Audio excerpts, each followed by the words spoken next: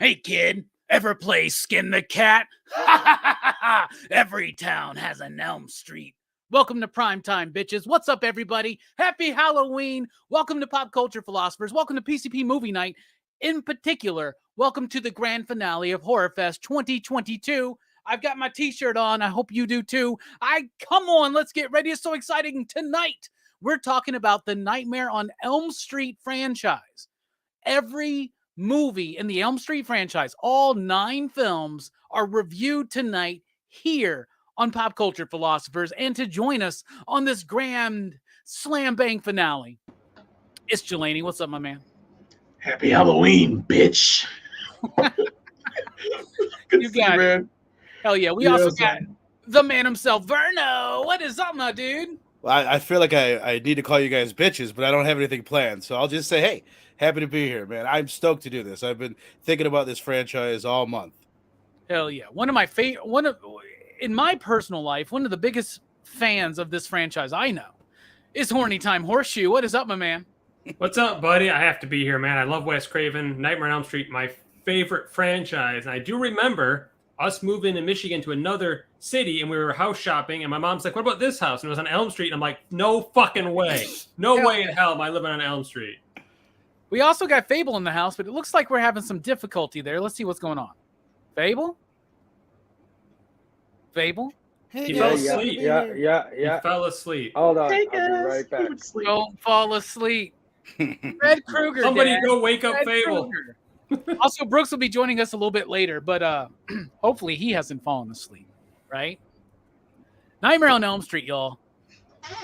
We're all big fans of this franchise. We've already talked about the Halloween franchise. We've talked about Hellraiser. We've talked about the entirety of Friday the 13th, Scream.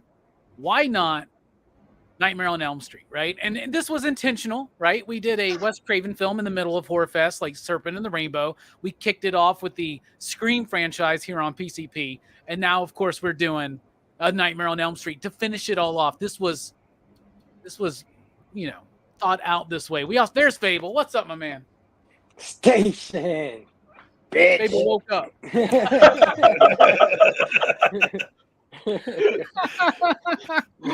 Oh, I love it, man. We were backstage. What was it? Vern said, like, if Freddy has a catchphrase, it's the word bitch. That Yeah, no shit. And I don't know if I can think of another actor outside of Robert Englund who's had so much fun portraying his role over the years. And like Lon Chaney Jr., who was the only actor to portray the Wolfman in those Universal movies back in the day, he was the only man to ever portray Freddy Krueger in that franchise until they rebooted it. That doesn't really count, but we're even talking about that. So tonight, we're talking about A Nightmare on Elm Street. We're talking about Freddy's Revenge. We're talking about Dream Warriors. We're talking about the Dream Master. We're talking about the Dream Child. We're talking about Freddy's Dead, The Final Nightmare. We're talking about Wes Craven's New Nightmare, Freddy vs. Jason, and A Nightmare on Elm Street. Holy shit. All right, so let's go ahead and get started. A Nightmare on Elm Street, 1984, a classic. Written and directed by Wes Craven. This was an idea that he came up with after seeing an article about a series of deaths from teenage boys who claimed that they were having such terrible nightmares they could not go to sleep or it would kill them. And they would get, their parents would give them sleeping pills. In this one case in particular, the dude woke up, started moving around, screamed. The parents went and found him, and then he was dead. They found out that he had been not taking his sleeping pills, and he's had a coffee machine hidden in his closet. So this is something that got Wes Craven thinking, and nobody wanted this. Sean Cunningham, who worked with him on Last House on the Left, was like, this isn't going to scare anybody. Dreams, everybody knows dreams aren't real. Like you're right? But man, Wes had something. So Robert Shea, right?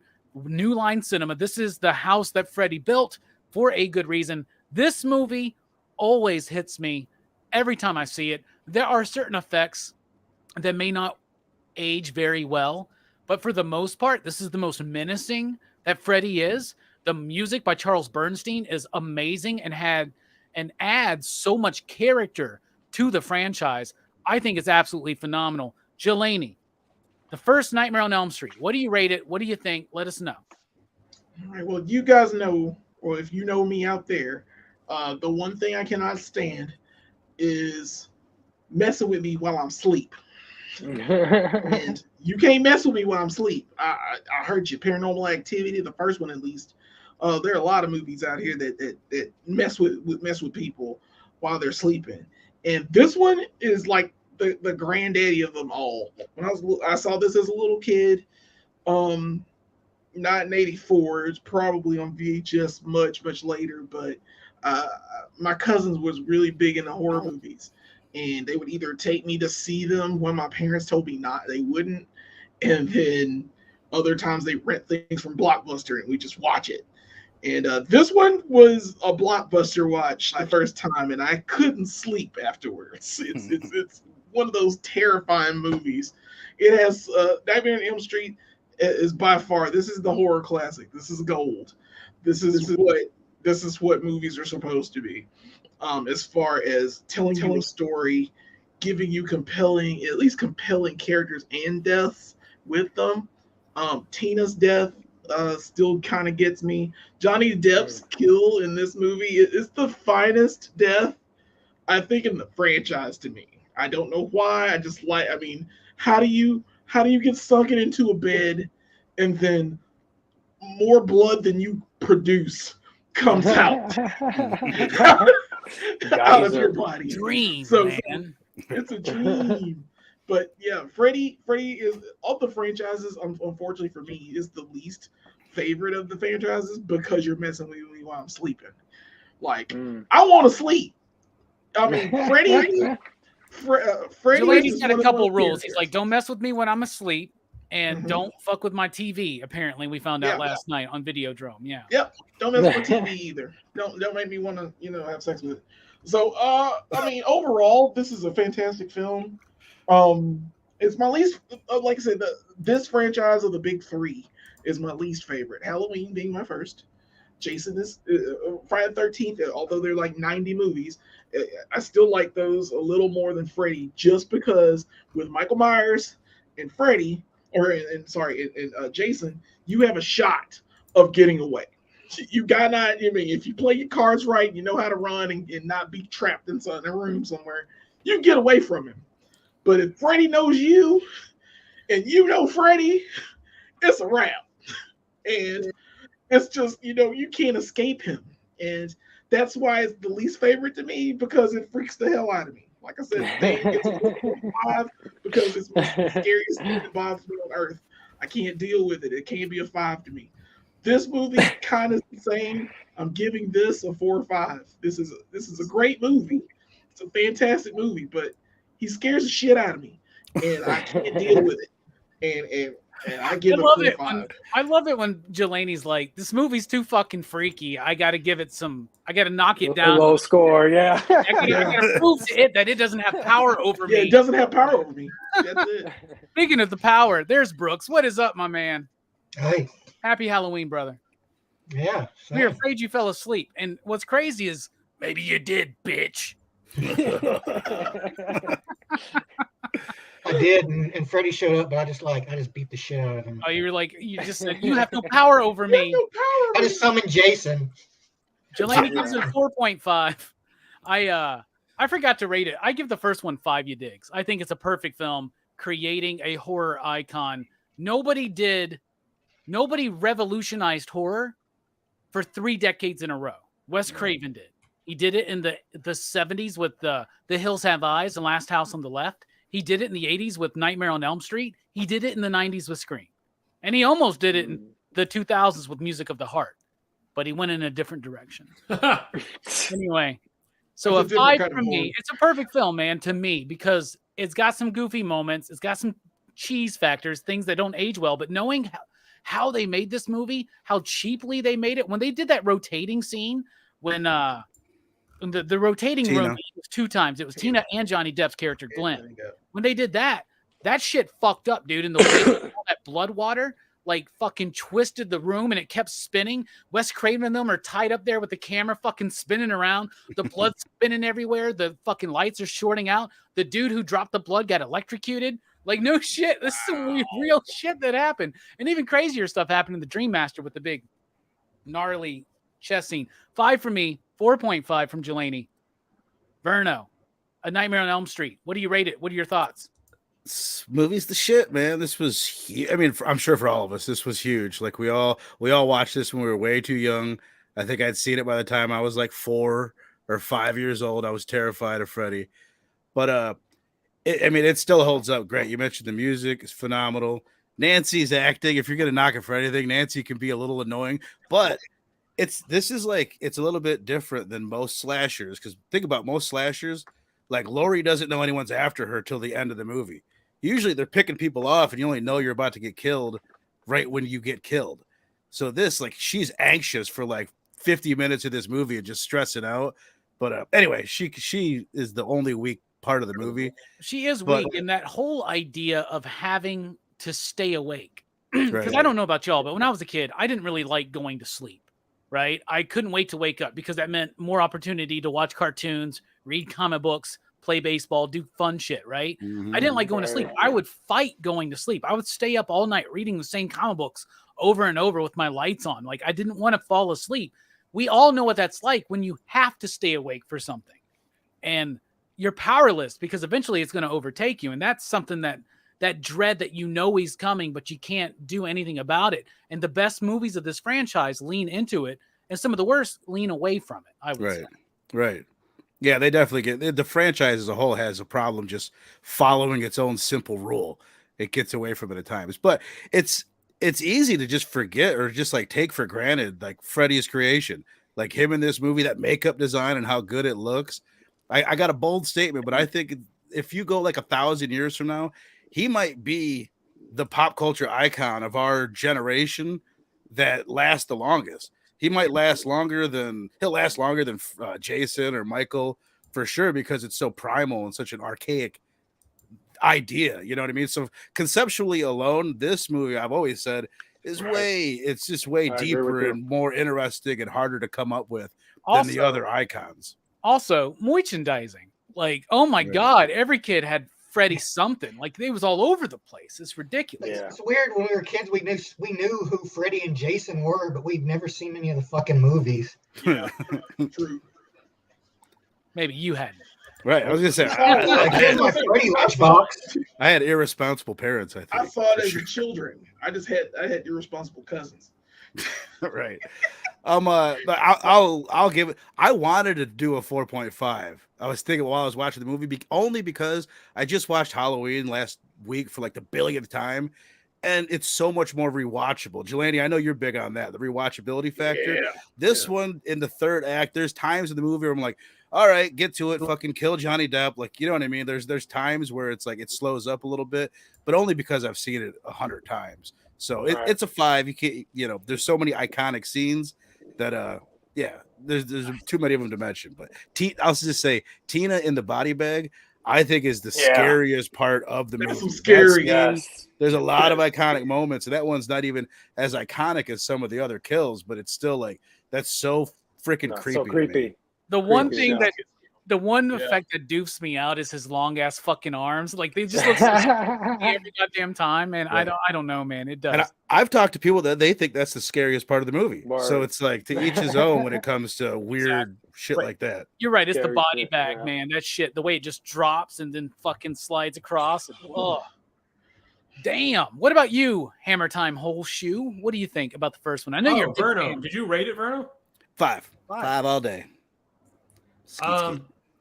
Love it, man. I mean, it's a great film. It's a great concept. Wes Craven is a freaking genius. And we had so many, like, as much as I like Michael Myers, he's great. There was so many like Halloween clones. Here's a guy in a mask who's it's just a regular person, but he's a serial killer. So this is such a different concept, and the concept of getting your dreams, the burns, the glove, and they have the backstory why he's going after the kids. I just love this. I think it's a classic. I think it holds up incredibly well. There are some issues with some of the effects, and I can pick apart some effects in every single film of this franchise, and it's a sign of the times. But for the most part, it holds up really well. The cast is amazing. I want to point out how great her dad is, John Saxon.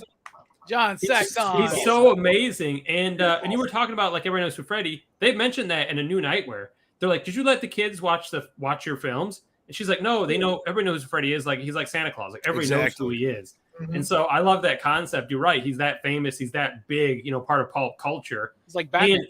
And, part of it has to be as it later on, it got, less scary and more comedic, but I think it became more and more part of pop culture. But I love this film, man. I think it's iconic. I think it's done really well. I think it holds up well. I love Wes Craven. I'm sorry I couldn't make the Scream review thing. I got sick, but I wanted to be on here for the Scream films. I'm a big Wes Craven fan, and Nightmare on Elm Street franchise is my favorite franchise by far. And this is my favorite horror film, 110%. So I'd give it more than 5 if I could. But we only go to 5, you dig. So I'm going to give it a 5. You know what? I'm going to give it a 6 anyway. Fuck you guys. I give it a 6.66. Bitches. A perfect score from Hammer Time Whole Shoe. What's crazy to me is I was watching the Never Sleep Again documentary. It's like a 4 or 5 hour documentary about the whole franchise. Well worth it. It's available on YouTube. Some channels have it. You can just watch it. It's cool. It's worth it. But the dude who designed the makeup, he was having some difficulty with it. And one day he literally was getting a pizza. It was a pepperoni pizza. And he started playing around with the pepperoni pizza and apparently created Freddy's face on the pepperoni pizza. And when you look at it, it kind of makes sense. And later on, he eats souls from a from a pizza. So speaking of eating souls from meatball pizza, Fable is in New York, and soul infused pizza is the big thing there. What do you think about this first film, bro? I'll get right to it, man. 5 digs. Perfect score on this one. You guys said it all. This guy was my favorite horror guy growing up, period, point blank. Just like Holshu said, by far, this franchise is my favorite horror franchise. And just like Robbie said, man. 4 claws. Nerd. Well, not in New Nightmare. So maybe he's referencing that film. But yeah, the creation of a new horror icon took place here, and man, just like Vernal said, I think he's gonna endure forever, and he says it. You know himself. He's like, I'm forever. Like, only thing I can nitpick on this watch through is that I think Heather Langenkamp I think her acting is pretty terrible in this movie, to be honest with you. But I loved her as a kid. Like, I loved Nancy when I was young, you know, so I didn't know any better. But on this watch, I'm like, oh, she is kind of annoying, like Vernal said. The jokes, Freddy had jokes in part 1. Right. I didn't notice none of this. He had jokes in part 1. He's been since the beginning, you know what I mean, with the jokes. So he's got personality, right? Yeah. Which is different than Michael and Jason. Yeah. I found that interesting. Mom is the saddest mom ever. She's sad when she's happy. I don't know if you noticed that about her. She's super sad. And yeah, man, the body bag scene is one of the most creepiest to this day, man. Even now, you watch that body bag scene and you don't get creeped out a little bit. I don't know, man. So yeah, 5 digs, man. The beginning of a good thing, man, right here. Hell yeah. What about you, Brooks? I like the first one. It's the only one I'd seen. The first one I'd seen New Nightmare. Those are the only ones I've seen out of the whole franchise. And I liked the first Friday or the first Nightmare on Elm Street. But I don't know, man. Like, the whole idea of a guy attacking you in your dreams just doesn't scare me. You know, this is not something that really gets to me as much. But, you know, I do like I think Freddy as a monster, he cuts an impressive silhouette for one. Like, you know, I love the fedora, the hook nose, the claw hand. Like, you know, he's unlike others. He's like, you know, he's very slender. He and very snake-like almost. He's got swag, man. Yeah. I love the way, you know, how he can transform into just about anything. Like, he takes so much glee in doing his murder thing.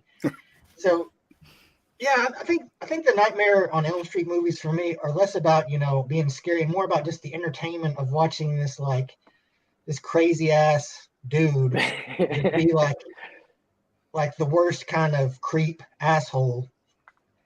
But so I give the first one a 4.5. I don't think it's like a perfect film, but it's a cut above, I think, most slashers, you know. I do like especially like the surreal scenes, you know, the dream scenes, you know, like I think that's the strongest aspect of the first one and the whole franchise is that, you know, you can, when you're in dreams, like, you can do all kinds of crazy shit. You can throw all kinds of crazy imagery out there, you know. You can become a wizard. Yeah. And Freddy can just you can become like a giant worm that tries to devour you, or you can fucking be you just be fucking whatever. You have giant fucking Mr. Fantastic arms fucking stretching out and shit. So they're Freddy, I don't know, man. Okay. I think you kind of dropped the ball on that one, but I guess if it scares the dreamer, that's all that really matters, right? Right, that's all that matters. All right, so a 5 from me and Verno and Horseshoe, John and Fable, and a 4.5 from Jelani and Brooks, who apparently been doing this for way too long and become too much of critics for us here. Slasher movie at the end of the day. So that gives, lowbrow trash. That gives us a PCP average of 4.869, dude. So there you go, a classic. Oh yeah. 1985. The very next year, they rush into a production on a sequel. Wes Craven doesn't want to come back. Part of the deal was that he sold the rights to the character over. Him and Shay had some problems on set. He didn't want to come back. He didn't envision this as a franchise. They brought in a new director who didn't like the first film, and he wanted to go into his own direction. Historically, I've never really liked Freddy's Revenge. Okay? Never really liked it. It has been this gay subtext has been read into it, and actually not read into it. It was there, put in there by the writer. And the actor, the main guy who plays I can't remember the dude's name, Jesse. That actor is gay, right? Yeah. And so it is there. And this was the first time I watched it kind of knowing that was there, right? And I really think that this is a bold direction to go for a sequel. I like the idea of Freddy. I feel like they infuse him with more personality in this one, right? I love the idea of him now trying to find someone that he can basically possess to bring himself into the real world, because maybe it was scary to him to go to the real world at first because it made him vulnerable, but now he realizes he could do some stuff. Now, I've seen other people mention when he shows up in the real world, he's running around with all those kids, it takes away some of the appeal, because part of the appeal of Freddy is that he gets at you in your dreams while you sleep, right? Yeah, man. And those are very surreal scenes. You do get out of that at times, but man, this movie's rather bold. That the whole gay theme is 100% there. I find it to be quite powerful on this watch. This was the most fun I've ever had with this one. The bus scene was one of the scariest fucking scenes when I was a goddamn kid. Like, that scene terrified me. I think this was the first one I watched. And I remember, like, I couldn't watch after that scene. It was too much for me, man. Like, 85, so Robbie's 4, 5, 6, 7 probably when we're getting this on video. Fuck that, dude. I love this movie. I'm giving it 4 you digs. 4 you digs, man. I think it's incredibly solid. I like the direction. I love the performances. The dude who plays his friend from Vamp, I'm like, wait, is he a bully or are they friends? I like Grady? Well, yeah, Grady, but Grady's the shit, dude. they're playing with this though, because in any other movie he would just be the jock making fun of him. But there is the gay subtext where he's like, what, so this guy wants to get inside of you, so you want to come sleep with me? Like, that shit is there, man. It works, and it makes it more of an important film than it was when it debuted. 4 you digs for me. What do you think about Freddy's Revenge, Jelani? Yeah, it's a real gay movie. Super gay. And, that's not a bad thing. I think he liked the girl, but then he had Grady there, and it was one of those things. Jesse I would go for Grady over what's her name. I was gonna say, honest. They're both good looking, but come on. Yeah. Grady's got that sweet ass room too, man. He's got that Zach Morris room, man. Zach Morris room, yep. That's exactly what it is. To be honest, I think this is a darker Freddy. I think this Freddy is taking it to another level, and as you said, and I think this is a darker film. I think it is a bold thing for possession, and and he's just, I don't know what it is. I think I thought he was more of a sadist in this one than the others, and then that pool party, even though that pool party is goofy as shit. The fact that, like, Freddy comes at you in a pool and you can't escape, and he's just there, like, killing people right and left, and he's there. That still bums me out. He was like a deer in the headlights, man. Because, I don't know who to kill first. There's too many kids. Right, here. there's so many of them. I don't know what to do. Get in the candy store, And it's a crazy movie. They really should have killed the parents. Like, the dad should have died the second he pulled that shotgun. I thought he was gonna die. But it's just, you talking about Jesse's dad? Jesse. No. The girl's dad. Talking about the girl's dad at the pool party. Jesse's dad is fucking awesome because he's like the dude from Return. He should have died too. So the guy from Return of the Living Dead who's like, oh, man, I got a problem. Maybe you can help me out. I got these body parts I need burned, man. He's so square in this. And like the bird flying in the house because it's too hot and then it explodes. Oh, like, what the crap? Yeah, the bus scene's amazing. You're right. I'm kind of glad these kids die. Just saying. I don't know why. I don't think anyone gets away from Freddy, but the way they the way they die in this one, I'm just like, yeah, okay, I get it. So with this one, because Freddy's still messing with me in my sleep. I'll still give it a 4. 4. I can't get 4. I think that's the same one I picked, so I think that's the right score. But that's just all subjective. What about you, Verno? What do you think about Freddy's Revenge, bitch? This is probably the one I've seen the least. It was the same as you. Like, for whatever reason, I don't think it was like on TV as much as the other ones or whatever. I hadn't seen it very much, but obviously the bus scene always stood out. And I had, like you, I had heard recently, a handful of years ago, about all the gay subtext and interviews with the actor and the director. Watching it through that lens, it first of all, it's better. Like, a lot of the things that you would laugh, I'm still laughing at a lot of the shit because it's funny. When he's bumping his butt into his dresser and all that. I think it elevates Jesse's character. Right. It's really about a struggle for identity, too. Right. Right. And Freddy's fucking with that and trying to steal that identity. It's like, it adds a layer to it, man. Right. He took his body in my notes. The creepiest thing. I had to take notes on all these because these tend to blend. There's like this Family Guy-esque quality to these movies where any scene can be put in that has nothing to do with the plot. You know what I mean? So I took notes on all this shit, but I have written down gay dream, gay scream.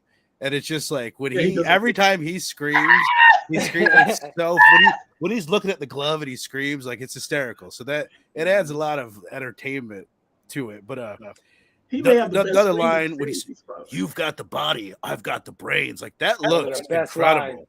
Will Smith stole that shit, man. Yep. Best line. I wish they would have done away, because here's my problem with it. That I spent a lot of the movie like questioning the rules of the universe. Like, what's going on? Why is this parrot exploding? Like, the haunted house aspect of 1428, they should have cut that and done away with that and just made a more focused movie. But it's entertaining. I agree with Jelani. He's dark. And I also agree with what you said before. He was always funny. They just, in my opinion, they slowly ramp up how cartoony he gets until he's Freddy dead, full-fledged cartoon. But I think Jesse he might be my favorite fucking character in the whole franchise. Like, he's one of the best actors. Your favorite? Yeah, So he's great. The makeup in this one is great. He's like wet and shit. He's wet and shit. Yeah, like Freddy. Write that down? So much. No, I didn't write it down. Who's wet? I did not write that exactly. Grady, who's wet? Freddy. Wet. This is a sweaty movie. He's always sweating. Yeah. Very sweaty movie. What about that fucking cow whipping scene with the coach, man? Ooh, yeah, it's crazy. That shit went right over my head when I was a kid. But now you see it, you're like, that's not subtext. That's fucking text. Yeah, it's right there. Yeah, no, it's totally there. You see it. Yeah. But yeah, dude, I'm struggling. I'm gonna still, though, because it lacks focus. And this is the other thing I wanted to say. This is the Halloween ends of the Nightmare on Elm Street franchise. So you could put this. He's at least in the fucking movie. Yeah, but you know what I mean. He's going in there. I'm gonna transfer my powers into this guy. But I'll give it a 3.5. It's not quite a 4 for me, but I was considering it. 3.5 is, especially with the consideration of a 4, is good. You could even have gone 3.69, but I respect it. What about you, John? I do remember you were the only person I knew back in the day that loved this one. So I'm curious. Yeah, what do you think? Because of all the man ass. No, I'm kidding. It's like super homoerotic. Here's the thing: as much as I have complaints about the film, it was a sequel. They weren't really sure what the rules were. Is it the house? Is it Freddy? You know, and that's what Verno's complaints were, and I understand that because they really weren't sure how to do a sequel and what the premise was. But going back and rewatching it, visually it's fantastic. It's a cool concept. The cast is great. It's super gay, but I still enjoy it. It again, I don't think they knew what to do. You know what I'm saying? Oh, we had a successful film. We're gonna turn this into a franchise. Let's do a sequel. And I just don't think they knew what they were doing exactly. But I enjoyed it. Some of the kills are cool. And obviously the house makes appearances even in, decayed ruins of the house in subsequent films. But it was a little different because I think they established later he's still going after the kids or descendants of the kids or whatever that were the ones that murdered him. But here he's just going after people because they live in that fucking house. And that was kind of weird. But I enjoyed it. I don't think it's a bad movie. I think it gets shit on because it gets, it's not as good as some of the other sequels. And we'll get to those later. But it's one of the better it's one of the better films. And I enjoyed it. I think I give it a 4 overall. And I really do. I think it's got a good cast. I think it's got a great soundtrack. And you're right about like, it is super like everything's wet all the time in the movie. And Freddy's costumes also look more slick and wet, but he looks more terrifying. He was very menacing in this film, more so than I think the first film. They changed his eyes in this one too. Yeah. Like red, yellow eyes. Or That yeah. one specific like close up, like Bela Lugosi shot that they do of him. Yeah. That is one of the coolest looking shots of Freddy in the franchise. And it goes to show how detailed the mask is and how it meets his eyes and stuff. It doesn't feel like it's just a guy in a mask. You know what I'm saying? And you see that in other sequels too, as they zoom in closer to the face, how whoever did the prosthetics or with the mask and how it fits well. And, obviously, it's cheaper as we go, I think. I think it gets cheaper, but we'll get to later films. We get to later films when it gets closer, you at least see there's no separation of the eyes and it looks like, but of course, he also has been playing, but later films, Freddy's been Freddy for what, 1,000 films by then. And there's like different people that do the makeup in almost every one of these movies. Oh yeah, every single fight. That's why I'm surprised that I think the makeup gets a little bit worse as we go on, then it gets better again.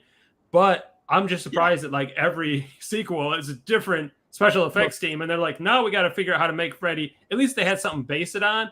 But it's weird that it basically had to be a relearning process. You know what I'm saying? I can't imagine what it would be. If only they knew the secret was a couple of beers and a pepperoni pizza. Pepperoni pizza. If only they knew. Speaking of a couple of beers and a pepperoni pizza filled with bowls. What do you think about Freddy's Revenge? Yeah, I'm like you, man. Historically, I always thought this was the worst one out of the whole franchise. On this rewatch, knowing the gay subtext, I also felt it was a stronger movie, knowing that's there. I mean, this is the only movie where Freddy's trying to come out. Literally. There you go. Trying to go in. Closet, bitch. Yeah, open the damn door. Anyway, but I gotta agree with Verno with the whole wonkiness of the stupid bird. I thought that was the dumbest thing, and I think they were kind of tripping on the lore. The lore kind of went, it wasn't good. But I think it's shot well. I think the atmosphere is what's great about this movie. Oh yeah, it has great atmosphere. It's very dark. You know what I mean?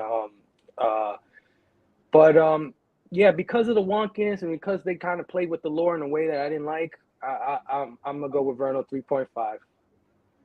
All right, 3.5, still respectable. And Manic Movie Lovers, Savini never did work on Freddy like he did on Jason. He did those 2 Jason movies, 4 and 1. And the soundtrack. I did like the music. I think Chris Young did the music to this one. The Hellraiser guy. Nice. Nice. Yeah, so I did like the soundtrack in this one. Hell yeah. 3.5 from Fable. What about you, Brooks? This was your first time watching Freddy's Revenge. It is. It was my Did you first know it time. had a gay subtext? Did you pick up on that? I'd heard.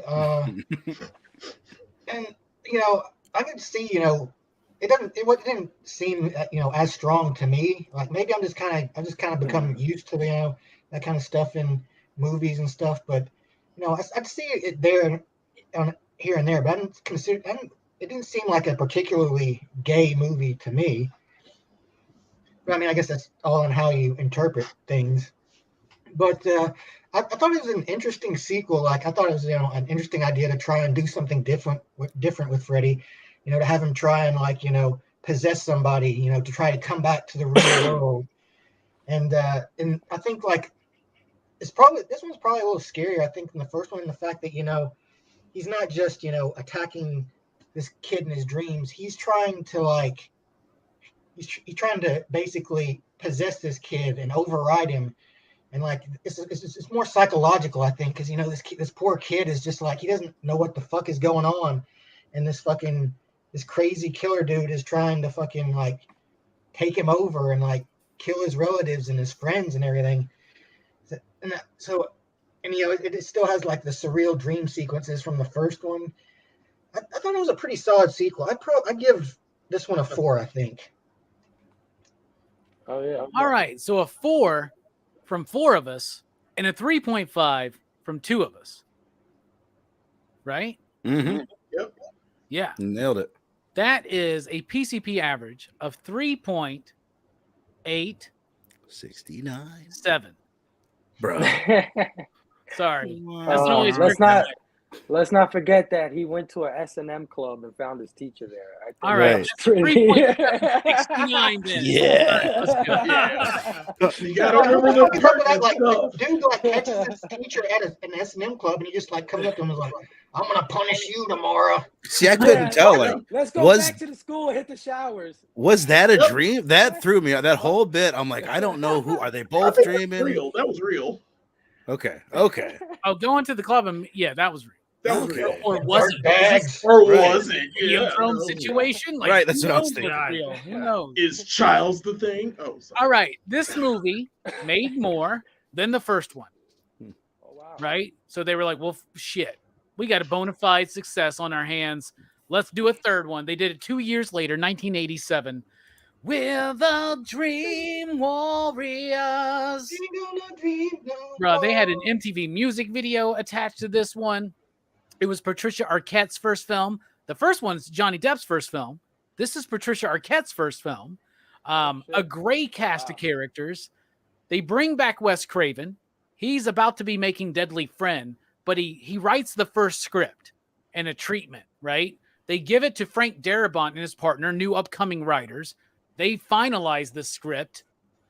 We establish lore because they recognize that they kind of went off kilter in that second one, maybe just a little. And so they bring in Wes Craven. He establishes the lore. Frank Darabont and his dude, they come in. They finalize the script. I fucking love this movie. It's my favorite sequel of the Nightmare on Elm Street franchise. It holds up. Heather Langenkamp still is not a good actor in this movie. It's not. No, Not she's at all. not. But my favorite kills are in this movie. We all love the Welcome to Primetime bitch. My favorite kills, the marionette puppet shit. Mhm. Dude, that fucked with me as a kid, dude. Hell Pulling out yeah. his like, veins and tendons and all that. Ligaments and shit. Yes, and Hell it's tying into the idea of mental health and teenage suicide, Yes. which was starting to be recognized as a very serious threat in the 80s, right? So it has a haunting quality to me. And I also love that the idea that we basically have the X-Men in this fucking movie. Like these kids realize that they have powers in their fucking dreams. They can combat Freddy just like Nancy did. And Nancy comes back to be the mentor. I love her death. I love John Saxon coming back, the continuation of his story. Yeah. I think this movie is freaking phenomenal. And you add in that Dawkins fucking score, I'm going to have to give this 4.69 Dream Warriors out of fucking 5. I love this goddamn film. What about you, Jelani? Bruh, this movie right here. This movie right here, bruh. This movie right here. This is my favorite of all of them. Like, I have no clue why. I completely enjoy this movie. This is so freaking baller to me. This movie right here. Have no clue. Patricia Arquette's on fire for me. All of the kids, even Wheelchair Kid. I'm a wizard. I love Kincaid. Come Come on, you pussy motherfucker! Pussy motherfucker. Yeah, Yes. yeah. He was willing to fight, and he just fights any reason. I even like the therapist and the introduction of Hypnosil, which they really should have stuck with. Oh, that's the dude from Like- Ghost Story. Who's Yeah. Yeah, sure. Yeah. Man. It's yeah, Nancy's in it, sure. I mean, Patricia Arquette is probably my favorite of the Scream Queens for this franchise. She's one of my favorite characters just because she's so tortured and she has this gift of pulling people into her dreams, which it comes as a detriment later on. Mhm. But for this movie, this right here, I ain't gotta say much about this. This is just this is my favorite Nightmare on Elm Street film. This is it. So even though Freddy's messing with me in my sleep, it's Welcome to Primetime, bitches. I give this one. I'm giving this one 5 Udix. I'm gonna give Nice. this one 5.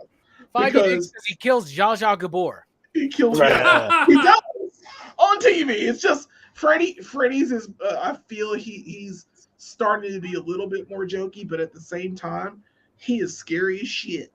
Like I don't understand what it is. The first Nightmare on Elm Street is quite baller, but it's still messing with me while I'm asleep like that.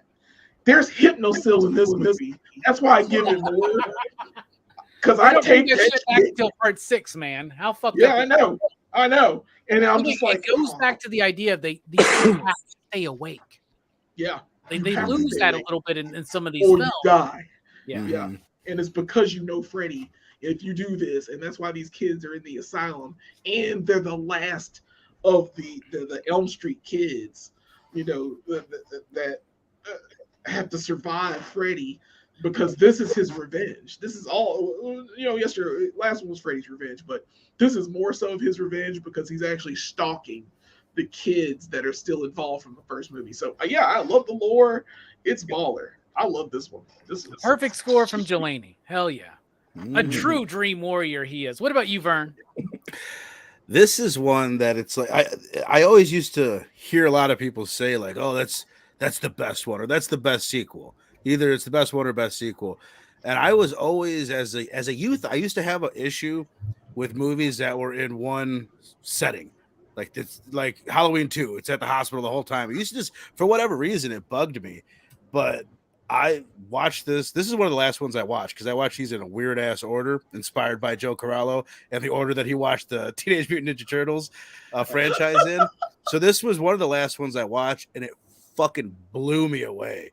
Like just flat out, like I'm with you, Jelani. I'll just say it's a 5. I think it's the best one.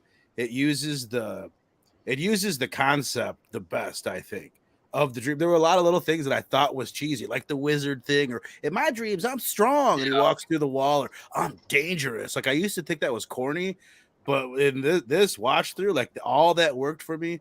And when they do the group hypnosis, and just the way that dream keeps building and building till the fucking room is on fire and they're all screaming, and I was like something like really psychedelic about it, and it just flat out blew me away. I wrote a list of like pros and cons for the movie. Don't got to do them all. Just say Freddy Snake is on the pros list. My only con is I wrote better if no Nancy ? Like that's the only thing. And I honestly, I was like half the movie, I'm like, they should have just not had her. But it does. She helps to get the doctor to help them, and that's the other thing I like about it. Like it's the first one where they're being proactive. There is people that are like not believing them and shit, but there's like a core group of people that are all on the same page and they're all being proactive against the problem. The asylum looks great too, just the way it's lit. You get Lawrence Fishburne in there. Lawrence, he's not doing much. Cowboy Curtis himself, man. Yeah, he's fucking there. So I'll give it a 5. It's my favorite one in the franchise. Nice. Great. The mom. I forgot about Freddy Krueger's mom. I mean, the backstory of Freddy Krueger's mom. Oh yeah, the son of 100 maniacs, right? Bastard son of 100 maniacs. Oh, and the little stop motion bit where Freddy's a puppet. Yeah, that's dope as hell. Where he comes out, that looks amazing. So 5 all day. And then the effect when he like takes off his shirt and all the fucking bodies are like, this is my favorite movie, man. Yeah, hell yeah. What about you, Hammer Time Holshoe? I know you're a big Dawkins fan. I fucking love this movie, man. It's such a great sequel. And I was actually, unlike Verno, the Nancy thing to me, when you first see her, they're like, oh, we got this new doctor, whatever, this new whatever. And you see Nancy for the first time, that blew my fucking mind. That was always Nancy return. I used to love it, but I used to not know what a bad actress was like. Right. Like, you know what I mean? Yeah. I just like the fact that she's like, she identifies, she believes them. You know what I'm saying? She can sympathize with them, and she knows what they're going through, and she can convince the doctor. I think it's such a cool concept. She's got the rogue hair, right? Yeah, she does have the rogue hair. They never explain why she has that. Well, scared the Freddy, it was the first movie, Brooks. They explained it. It was the whole first movie. Yeah. Now she just has it. Like after she just wakes up and she has this white streak in her hair, and like that's scared. That's it. You see, I hope fucking tomorrow you wake up with a white streak in your hair, Brooks. Well, Brooks apparently doesn't understand subtext or on text, because he was like, I didn't think Friday. We keep saying Friday. I didn't think Freddy 2 was gay. Don't insult me. I went to college. I like the cast. I love all the marionette stuff is awesome. The actual pulling out like his I guess his arteries or veins or whatever to do the marionette thing was super awesome. Yeah, I do think the wizard thing is a little hokey. Some of that stuff's a little hokey in the dream world, but for the most part, it works really well. It's a really cool concept. The idea you have to bury him in the holy water, and then her dad come. I love seeing John Saxon return in the film, even though he's not even a police officer anymore. You saw that he's like a security guard. It's like Dewey in part 5 of Scream. His life went downhill after his best friend was murdered at a tournament. Patricia Arquette's amazing in it. I think her brother should be in one of Wes Craven's other films. That would be great. So, oh shit, what happened to my camera? I thought you were making a point. Like, Yeah. I can't get my camera straightened out. Here we go. it's fine, and then he keeps fucking with it. I love it.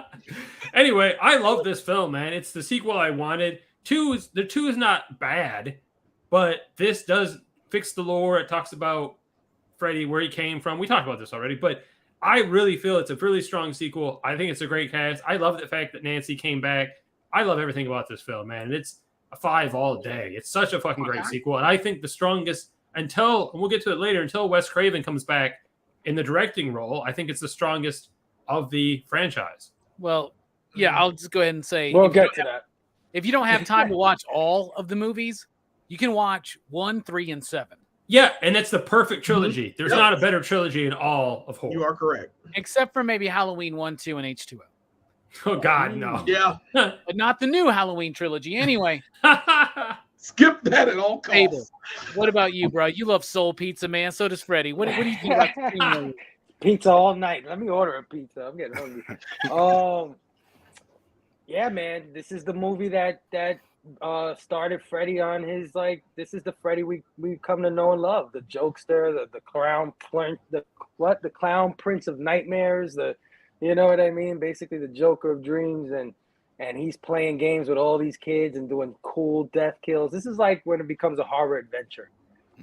And for some people, maybe it might have been like, oh crap, it's not scary anymore. He's funny, but I thought this is where it would have to go anyway, right? Like this is, and it was still scary. I mean, for kids of a certain age, it doesn't matter how jokey he is. He's killing people. It's scary to some kids. But yeah, everything's super creative in this movie. And like I said, it's just the genesis of the Freddy we've come to know and love. Like it starts here. So 5-year digs for sure. Oh yeah. Nice. Damn, everybody's going perfect but me right now, man. I'm feeling left out. What about you, Brooks? What do you think about Dream Warriors? First time watching, man. Holy cow. Yeah, I like this movie. I think y'all are riding this movie's dick a little hard, but I mean, I do like it. I think it's good. Like, I like the idea of there's finally these kids that can actually have a chance of fighting back against Freddy. And I think it gives Freddy a little more a little more credibility that he can actually fight back. He can beat these kids who actually are able to give him to fight back against him. I think that they should have used the Dream Warrior idea a little more in later movies. That these kids will be all like, oh yeah, we're warriors, we're Dream Warriors now, and then Freddy just starts owning them until But I thought it was fun. But the wizard kid, I was like the only move he has is green lightning. Everybody knows if you want to beat Freddy, you have to hit his elemental weakness, and then you gotta do a baton pass. This isn't Magic the fucking You gotta Gathering. do an all-out attack. He didn't know that. They didn't have magic back then. Magic missile, dude. Yeah. But yeah, I give Dream Warriors a 4.5 too, because I think it's probably my favorite sequel. Who's riding this dick hard now, Brooks? Right.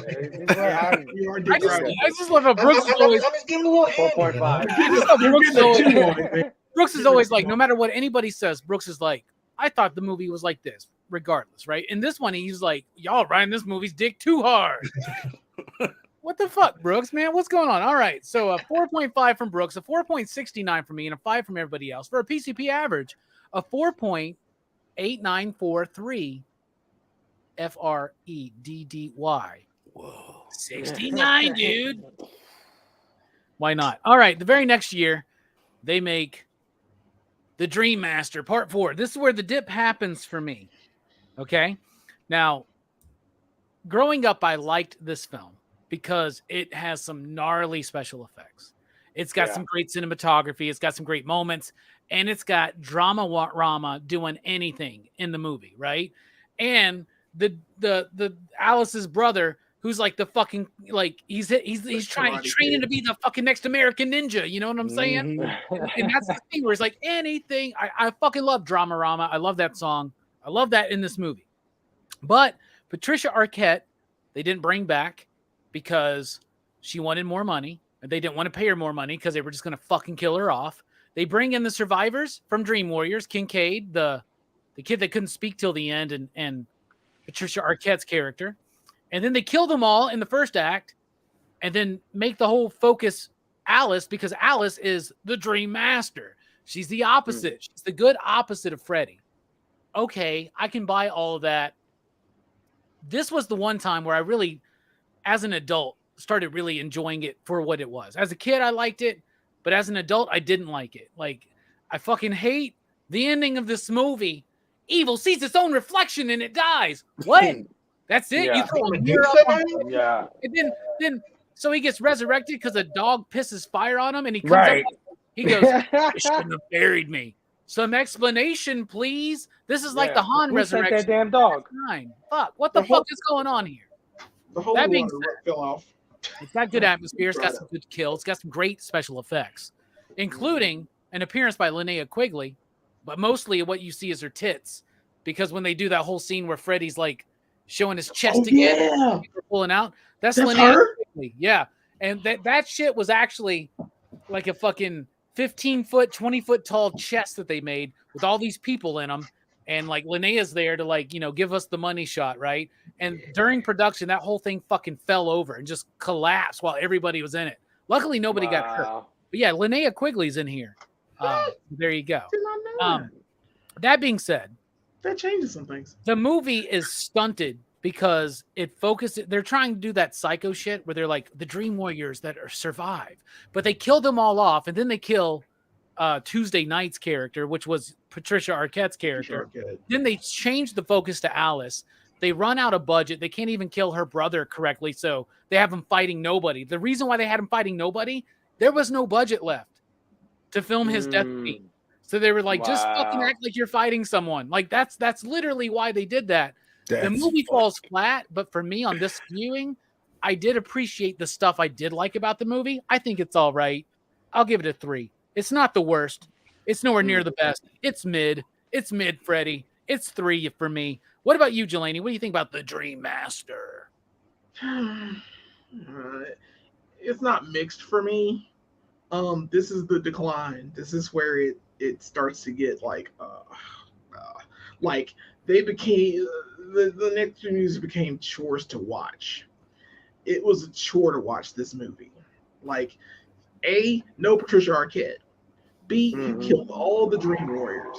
You killed all the Dream Warriors in the first act. Yes, it just hurts me because you get all these characters and then you like them and then you immediately kill them. They don't even hang out to the end of this. Then you get Tuesday Night throwing the powers into Alice, who, by the way, fuck Alice. Alice, my friend, fuck her. Fuck her as a friend. First of all, none of these people should be hanging out together. Fuck all these friends. The other movie the same way.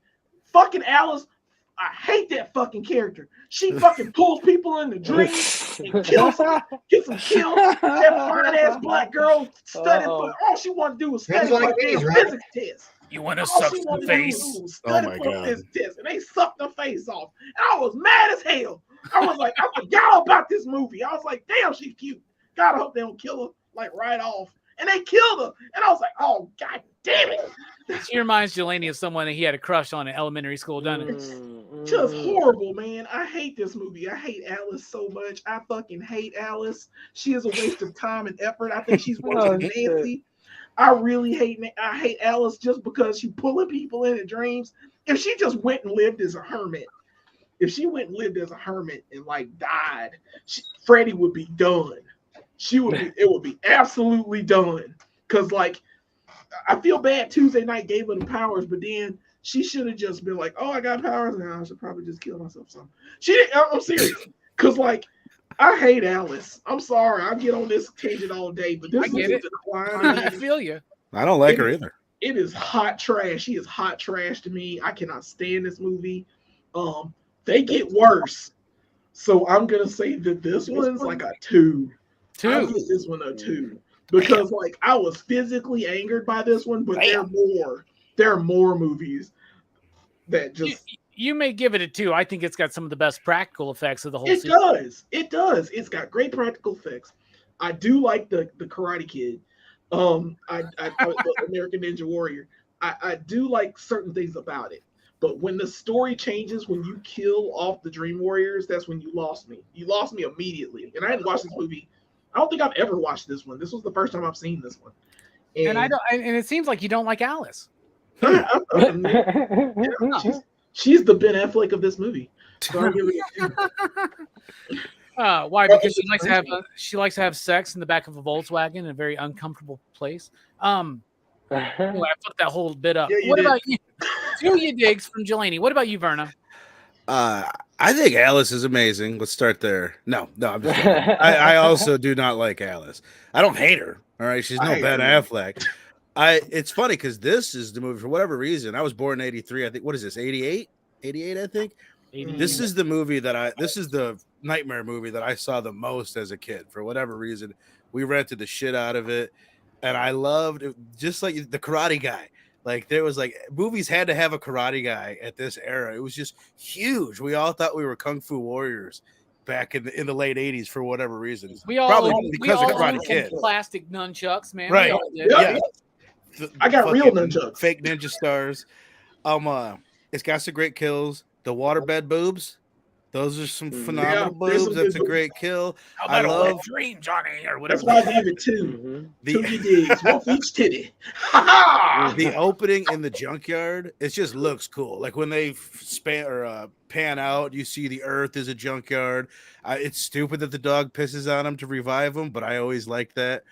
I think this movie, its strength is its weakness because it's hard to do like a body count movie with Freddy because it gets to be too many dreams, too many Family Guy sketches, and it's just one after another. They spend too much time doing all those, but that's also what's so cool about it. You got the roach stuff, the roach, push. You can tell I don't work out. I'm like, what do you do with weights? You press weights? Whatever the fuck. She lifted weights and that. Yeah, the weight bench. Yeah. Breaking of the arms. That's phenomenal. I do love the black chick with the asthma. She is hot, and I am upset she's dead. If there was one line that I've said a million times, like if you said like Freddy one-liners, it's not even funny now, but for whatever reason, when I was a kid, you want to suck face was the most hysterical thing that anybody could ever say to anybody. So I don't know why, but I guess that's it. I'm gonna give it I'm gonna give it a 3.5 for this one, and a lot of that is nostalgia. Like I see all the problems with it. It's not as good as it was when I was a kid, but like I said, it's the one that I've seen the most, and I loved it when I was a little tyke. 3.5 from Little Tyke Verna. What about you, Hammer Time Whole Shoe? Okay, so Dream Warriors is so great, and then you give us this big turd of a film. What the fuck, man? Yeah. So first off, Rennie Harlan makes fucking Michael Bay look like Martin Scorsese. Yes. For real. Okay, Yes. Rennie Harlan has maybe 3 passable films, and 2 of them were with Gina Davis.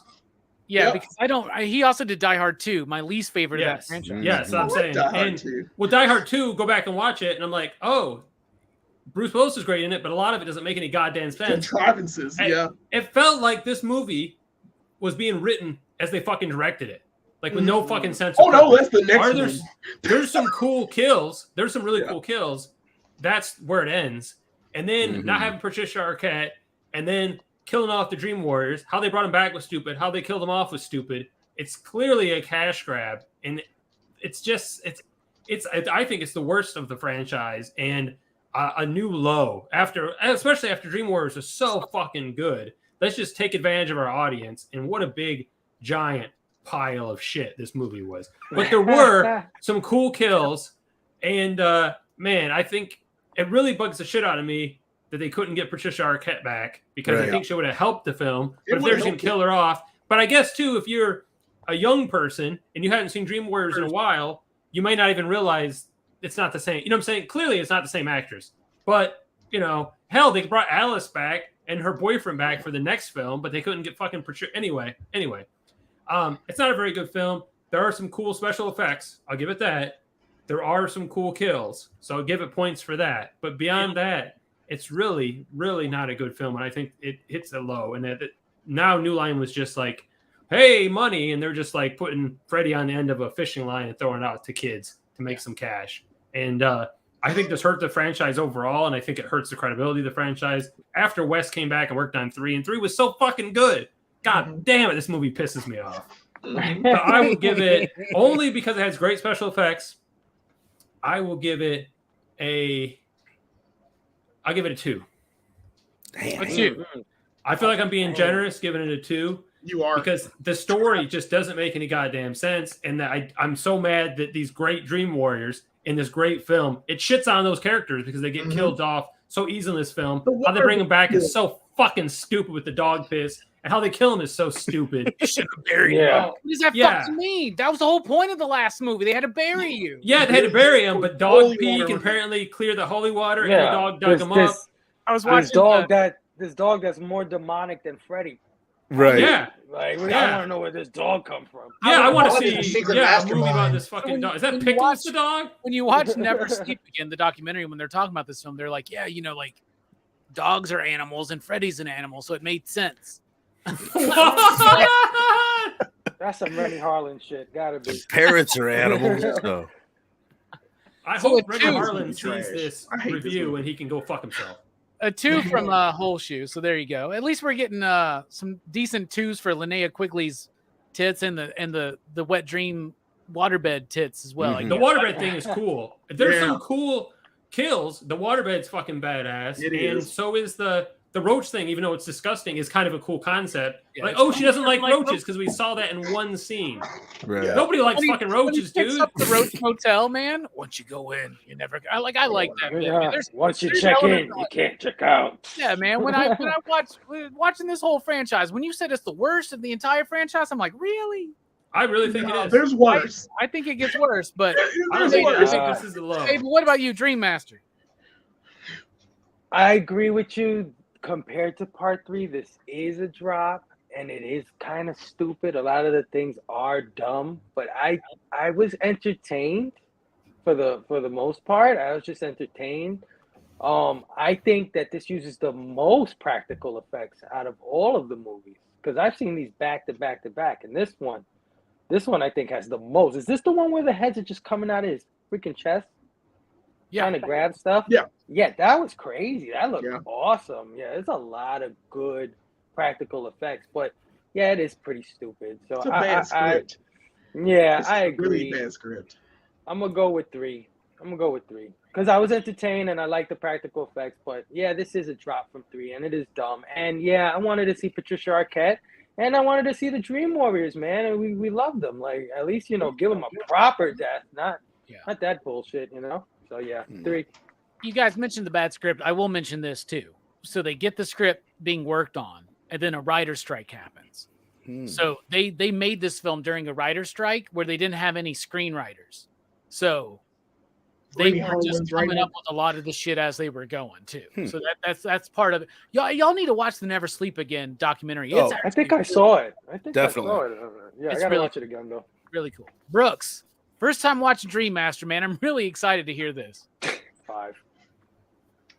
I thought this one was all right. I mean, it's definitely a step down. I think this is kind of like where Freddy they kind of start taking these movies in like your typical kind of slasher path, you know. But it's not terrible. I mean, I think that the characters have good chemistry. Like, I like how, you know, like you know, the tough girl is like good friends with the nerd girl. Like, you know, it feels like an actual real like group of friends, you know. Everybody's different, and everybody actually they actually seem to care about each other. But it is just like it's very a typical slasher movie. I'd say this movie's a 3. You know, it's not great, but it's not terrible. You know, I think it's kind of the beginning of a slight decline in the movies. And I don't think any of the movies in this franchise are too terrible, really. But this is kind of where it starts to dip a little for me. Yeah, for sure. All right, so we got a 3 from me, a 2 from Jelani, a 3.5 from Vern, a 2 from Holshoe, 3 from Fable, and a 3 from Brooks for a PCP average of a 2.9, 69 dudes. All right. We can see the trend. We can see the trend. It's like the trend's like this. Where are we going now? 1989, Dream Child. Same year Jason Takes Manhattan came out. All right. Was a writer's strike still going? It feels like it. It feels like, I'll tell you this. Yeah. If you look at the Did intro, Freddie spend more time in New York than Jason did in that movie? if you look at the intro I put together, I don't use any actual scenes from Dream Master. I just use one brief clip from the trailer because I fucking hate this goddamn movie. This movie fucking sucks. And in fact, if it wasn't for the remake, this is the worst of the fucking franchise. It's boring. It's stupid. It's ridiculous. It has some cool parts. Seeing Robert Englund be the father of Freddy in the room of 100 or 1,000 maniacs, whatever. That's cool. It's got some cool imagery, actually. It's got some things where it's reaching, but man, they fall fucking flat, dude. It's so overly cheesy. I hate the fucking kid in this movie. Even though it's a creepy, I hate the fucking kid in this movie. I cannot stand this fucking movie. Little baby Freddy is actually a cool effect. That's a cool effect. Aside from that, this movie is shit. It was one of the roughest movies to get through for me on this rewatch. I've never liked this film, even as a kid. I thought this was fucking stupid because I wanted to see like a baby Freddy rip out of a fucking woman's womb, I guess. I don't fucking know. And He's like a xenomorph. It's Dream Child. You expect it. I hate this goddamn movie. They couldn't bring back Patricia Arquette. Why can't we not remember her character's name? Kristen. Oh, Kristen. Yeah, Kristen. They had to kill off Kristen, but they bring Alice the fuck back and like let her go through a whole other fuck. I hated it. I hate this movie. I'll tell you what though, they made a movie, had some cool effects, had a couple of memorable scenes, but for the most part, this falls very flat for me. One of the worst of the franchises. I'm giving it 2 you dicks. Oh yeah. 2. What about you, Jelani? Dream Child. Dream Child. Got 3 words for this one. Fuck this movie. This movie.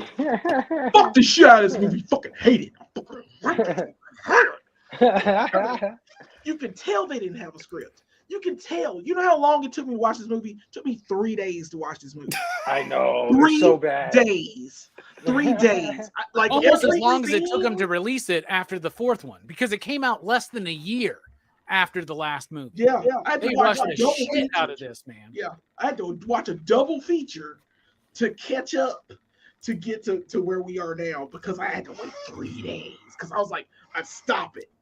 And I'm just like, no, this is stupid. The comic book guy, which by the way, he's technically a dream warrior, he gets sliced up in this one. I fucking hate him. I hate none of these friends should ever be friends. Nobody should like anybody. I hate the model. I hate the comic book kid.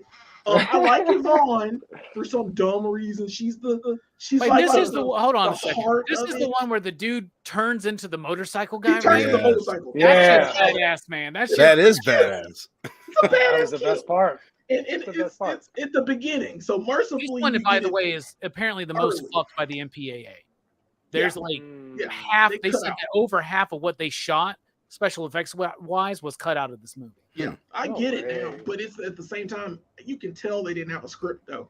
You can tell they were making this up as they went along. They were just like, "Yeah, we got a new set of friends, and we gonna make all these friends die in elaborate, cool ways. Is that cool with you, dog?" This is the worst. Next to Freddy's Dead, which we haven't gotten to yet. This is some of the worst goddamn makeup on Freddy. I hate that kid. Fuck that kid. Fuck that stupid, ignorant. You know I hate kids in film. You know I do. So we get This franchise has two of the worst. Two of them. Two of them motherfuckers. Hold on. We're not there yet. Let's go. We're not there yet. But right now, this kid right here, fuck this kid. That kid is the one from The Omen and probably Children of the Corn, I think. I like him in other stuff. Fuck this kid. I hate that she's the beginning of the movie is a sex scene, like a love scene, and this is how she conceives the dream child. But then you realize that the dream child is always asleep, so Freddy can take his body over and kill it. Fuck this story. You tell me you don't like the precursor to Super Shredder, which is Super Freddy? Yeah, sure. This guy's Super Freddy. Yeah, faster than what he said. This is awful. It's leftover aha effects from the Take on Me video. Yeah. It's cartoony. None of the jokes land. It's weak. I had to like rewind some stuff to understand some stuff because of course I had watched it in 3 days. I couldn't do it. And it's short. It's the only good part about this movie is it's like an hour and 29 minutes or something like that. Or I don't know. Remember. None of these Freddy movies are like longer than. They're not long, but this is the worst one's the longest one. Yeah, it's mercifully short. Fuck this movie. Fuck its family. I give it like a 0.5. Oh, it is absolutely dog shit. Damn.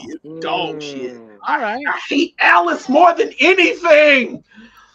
Listen. This one last thing. I'm gonna let y'all go. I'm sorry. I hate the movies. I hate them. Just like I hate She-Hulk, but that's beside the point. But it's like Alice once again has a new set of friends, and she's telling them about Freddy, and she's telling them, she's got her boyfriend and stuff. Freddy's gone. We beat him. But like, you got a whole new set of friends, and like the shit starts happening again. And then you're like telling more people. It's like stop. Go to a cabin in the woods. Get your baby. Y'all live your lives out in that cabin. Don't talk about Freddy ever again. I hate you, Alice, because you keep bringing people into dreams and all that stupid shit. I hate you. I hate you. Dan should have been the hero. I cannot stand the character. She's so boring and lame. And then she's scared. And then all of a sudden she's bringing people in her dreams. Oh, God. You don't like it. So a 0.5. All right. What about you, Verno? How do you feel about the Green Child? I need a minute to recover. No, this was actually the second one that I watched on this rewatch after the remake. Wow. Because it's traditionally the one that I like the least. You know what I mean? And I watched it. I'm like, did I just fucking enjoy the shit out of that? Like I did. I won't even lie. And I'm about to blow your fucking mind. I watched this bastard again last night because I'm like, I gotta double check, make sure how I feel about that. I had some time, and it's all the issues that you have with it. I have with it. It's not good, right? It's bad. But I will just say this: I put this in my notes too. I'm excited every time Freddy shows up on screen. It's great. Like, I just love the shit out of seeing that dude. He's being funny. He's being scary. Seeing Freddy is always great. And I will say, the look of this movie, the sets in this movie might be the best sets in the whole franchise. Like, there's some really stuff. Evidently, they poured some money into it. If you ever watch it again, which most of you probably won't, like, take another look at those sets. They're great. There's a lot of good looking scenes. The story's stupid. I think it's crazy that Alice, as unlikable as she is, in a year's time, she could develop a whole new group of really tight friends. That's kind of ridiculous. That's a problem. But the scene where at the dinner table and she's stuffing food down the chick's throat and she's puffed out, then he's popping out through the fridge. I love that. I thought it was badass. I did want to mention real quick. I've always liked Dan. I liked it when I was a kid. We didn't mention the best part of the last movie is the repetitive dream. So that's just, I think that was a really cool use of the concept in the last movie. And even I don't have a problem with the concept in this one that when the baby's dreaming, Freddy can attack. I think that's kind of cool, actually. But the cast is the worst cast in the franchise. There's a lot of issues. Comic book guy is terrible. By the end of the movie, he gets better. He's a totally different character. He's two different characters at the beginning of the movie and at the end of the movie, which is weird. But I do like I like comic books, so it was cool to see the bit in there with what they do with the comic books. Yeah, and they just think that when we read comics, we just fucking throw all of our comics all on the floor and just roll around in them, I guess. That was disrespectful. People in movies treat comics. It's called an arc, Verno. Yeah, I understand. It was jarring. It was jarring, Brooks. But and I'll just agree also with Rob. I like that opening scene. That's shot really well. The set looks great with the nuns and raped by 1,000 or 100 maniacs or whatever. I thought that was cool. That was cool. That was dope. Even the way it ends with that shot coming down and all that shit. But overall, I think it's definitely one of probably the second worst movie for me in the franchise. But I'm telling you, man, I enjoyed it both times I watched it for all of its flaws. I had fun. These movies are fun, and I went into it thinking this is stupid. It's whatever the fuck Mike said. That means big dumb fun. Gigantic moronic splendor. Exactly. I'm gonna give it a 3 now on the merch. That's the next one for me. I'm giving it a 3, man. It might not deserve it, but I double checked, man, and I enjoyed it both times I watched it. I can't help it. Yeah, to pull a Verno. 3 from Verno. What about you, John? What do you think? I didn't like this one either. I mean, the only thing I like about it is it did have returning characters played by the same people. Her father was back. Alice is back, although I don't give a shit about Alice. I do actually like the guy that plays her boyfriend in the previous film. He's back. That motorcycle thing is fucking awesome. You guys forget how awesome that whole thing is. Yeah, she does make friends. I'm thinking about this. The one thing I did like versus the last one is her dialogue with her friends does seem somewhat natural. The dialogue with her friends in the previous film, who the fuck wrote that? I'm like, what the? It was the weirdest. The way they talk, like, because no one heard that shit. No one heard teens talk to other teens before. Versus this one seemed more natural. But you're right. She's still in high school, even though she looks like she should be out of high school. Maybe she got held back. How do these girls not know about the other people being murdered that she was friends with and had a click? She could be a pariah. Yeah, because it was a year later and she's still in high school and she's graduating. So that kind of threw me off. There's some cool kills. I think this is actually better than the last one, but by this much, by like literally a hair better. That's not saying much because I thought the previous one was not good. So I give it 2.5. And I'm being very generous just because we had some returning cast. That's the only reason I'm giving the extra credit. But the motorcycle thing is fucking awesome, and it's one of the most memorable kills as a kid. When I look back at these movies, when I was younger, I would watch Friday the 13th. I would watch Michael Myers. I was scared because they seem more realistic. Freddy always confused me because the nightmares and shit, and it was so much like I don't understand what's going on half the time, and I don't watch them now. Some of the nightmare stuff is fucked up. Are they dreaming? Are they not dreaming? But I always like that motorcycle thing is so fucking awesome. And I still like that. I think that's a great kill scene. And I'm, again, 2.5 just because we had some returning cast. Otherwise, it's not much better than the previous one. So that's my opinion. All right. There you go. There you go. What about you, Fable? I'm opposite, man. I think this is worse than the fourth one. And Verno, you mentioned the set designs. What were they in? A museum or something? What was that at the end? What the fuck was that blew up at the end or some shit like that? It was so fucking stupid. I don't remember. Yeah, no, and the practical effects took a nosedive too. Like when she was like coming out of him or he's coming out of her, and they doing this mishmash, Vegeta Goku kind of thing. It was terrible. John. And I hate that kid too, Jelani. That Fuck kid that is kid. awful. Oh, yeah, sorry. he's awful. He just looks creepy, which isn't a good thing. Like Vomit kills Freddy.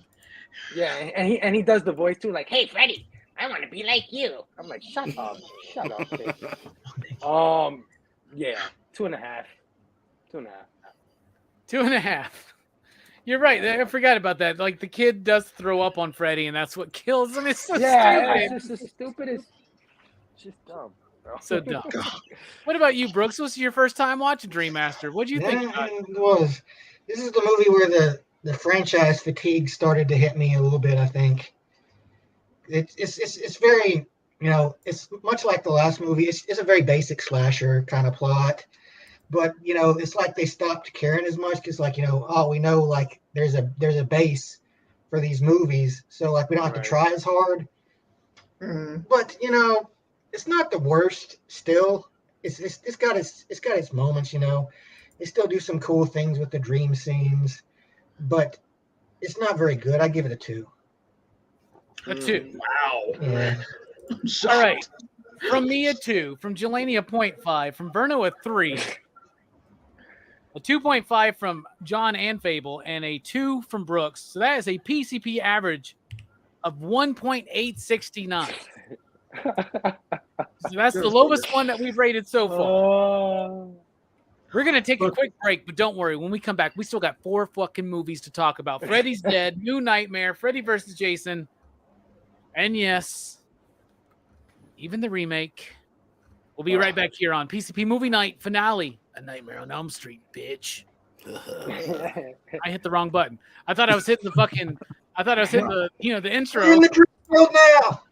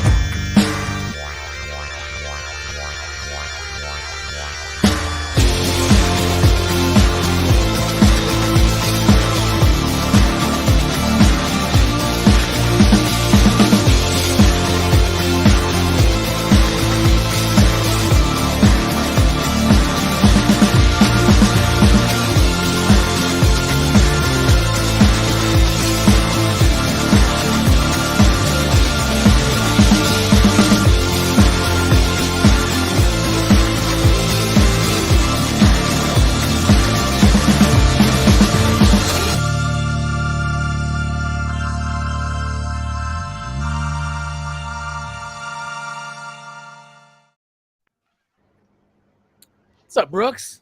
What's up? 4 more movies to go, y'all. Let's do it. All right, so Dream Child still made money. It was a hit. However, it made less money than the last movie. And each movie had progressively made more and more money. Fable, we can't see you. So each movie made progressively more and more money until this one, they made a little bit less, right? So that made them decide, you know what? Maybe we shouldn't rush into a movie the very next year. So this time they waited 2 years. And when they did the next movie, they promised us that this was the final nightmare. Freddy's Dead, the final nightmare, 1991. This was the first Freddy movie that I was aware was coming out. Do you get what I'm saying? 1991, I'm 10. I am the prime age right now for Freddy fucking Krueger, right? And I wanted to go see this at the theater so bad. But because of the Child's Play fiasco that had happened when I was a little bit younger, my parents weren't going to take me to see a horror film, right? So I remember, though, the first day I went to, whether it was Blockbuster or the local primetime video or Barry's video, wherever it was, when I first saw a wall of Freddy's Dead, we took that shit home, and I watched it probably 10 times that fucking weekend. I'm going to tell y'all this. I love this fucking movie. I love The Final Nightmare. I fucking love it. It's so stupid, but I love it. Like, they are adding to lore. Each movie adds a little bit to the lore. But this one, they add a lot to the lore, and I love it. Like, the whole idea of, when I was a kid, I remember being like, oh, so he's Freddy's son. No, then they kill him, and I remember being like, whoa, I'd never seen Psycho. You know what I'm saying? Like, I was like, my mind was fucking blown. It's what's your name, right? I fucking love this movie. Brendan Meyer, right? I wanted a power glove. Yeah, I wanted Breckenmeyer. I wanted a fucking power glove so much. So when I saw Freddy that had one, I thought that shit was so good. It is Forgot about the power glove. It is dumb. It is cheesy. It is the most Looney Tunes out of all of the fucking movies. It's almost a parody of itself and almost a deconstruction of the franchise. I fucking love it. Roseanne and Tom Arnold are randomly in it. Yeah. But I love what they're doing with the town. Like Springfield. Is it Springfield, right? Springwood. Springwood is now like abandoned. There's no kids there, right? All the kids are dead, right? Like, there's a lot of very weird adults. I know, right? I fucking love it, and I have so much fun with this movie. Wow, great graphics. And the Wizard of Oz bit, you know, and your little dog too. Like, I fucking love this movie. Four you digs for me, man. It brings back the fun. It adds to the lore. It's a nice, fun, tight movie, and y'all, they need to put this out on Blu-ray and 3D because the 3D effects actually do work. It's a really cool ending when you get to watch it in 3D. The last time we had it in 3D was that badass DVD set where you put all the discs together and it made Freddy's back. And I don't have it anymore because I always thought that surely they'll release this in 3D. Nope, they haven't. They need to. I fucking love this movie. Jelani, what do you think about Freddy's Dead? The not so final nightmare. Yeah, it is hot cheese. It is hot, gooey cheese. Because it's like what the fuck, the whole movie, and it does add, like you said, to the lore of the town where there's no children. Because and of course I like this movie way better because Alice ain't in it. Or Ben Affleck. Yeah, or Ben Affleck. Yeah, for that matter. But the fact that like this town is dead and Freddy has killed all the children, you know what that means? It means he killed Alice too. Guess what? Killed her kid too. Do you know they all got? Think about it. This is the town where Elm Street is. Them kids is gone. So Freddy won. Technically, I mean, we go further into the other movies, the movie that's left, but it builds on the lore with it too, because technically, well, we'll get to that, but in this movie, all the kids are dead. This whole town is scared. It's a freak out. Freddy had a kid. Okay, he also had another kid, and he needs to use the kid to like bridge the gap so that he can take over the world again, or take over the world's kids' dreams. Like, it's goofy as shit. And Yaphet Kotto's in it, and he's playing so straight in this goofy balls. he's punching the door down. He's trying to get bats and stuff to get the door. He's goddamn like I've been studying dream demons my whole goddamn life. I'm ready for life. Yeah, right. I'm like the monsters. I didn't see this in 3D. I did see this as a kid, and I thought it scared me as a kid. I'm surprised it scared me as a kid, and it was like I had to be 91. Well, I was in middle school. I take that back. I was in middle school, so it kind of bothered me because I watched it in the theater, and because I didn't watch the other Dream movies. I didn't watch Dream Warrior. I watched Dream Warriors as a VHS. I never watched the other two. I had never watched them because I heard they killed the Dream Warriors in 4, and I was like, nope. But this one I saw in the theater. I saw this at University 6.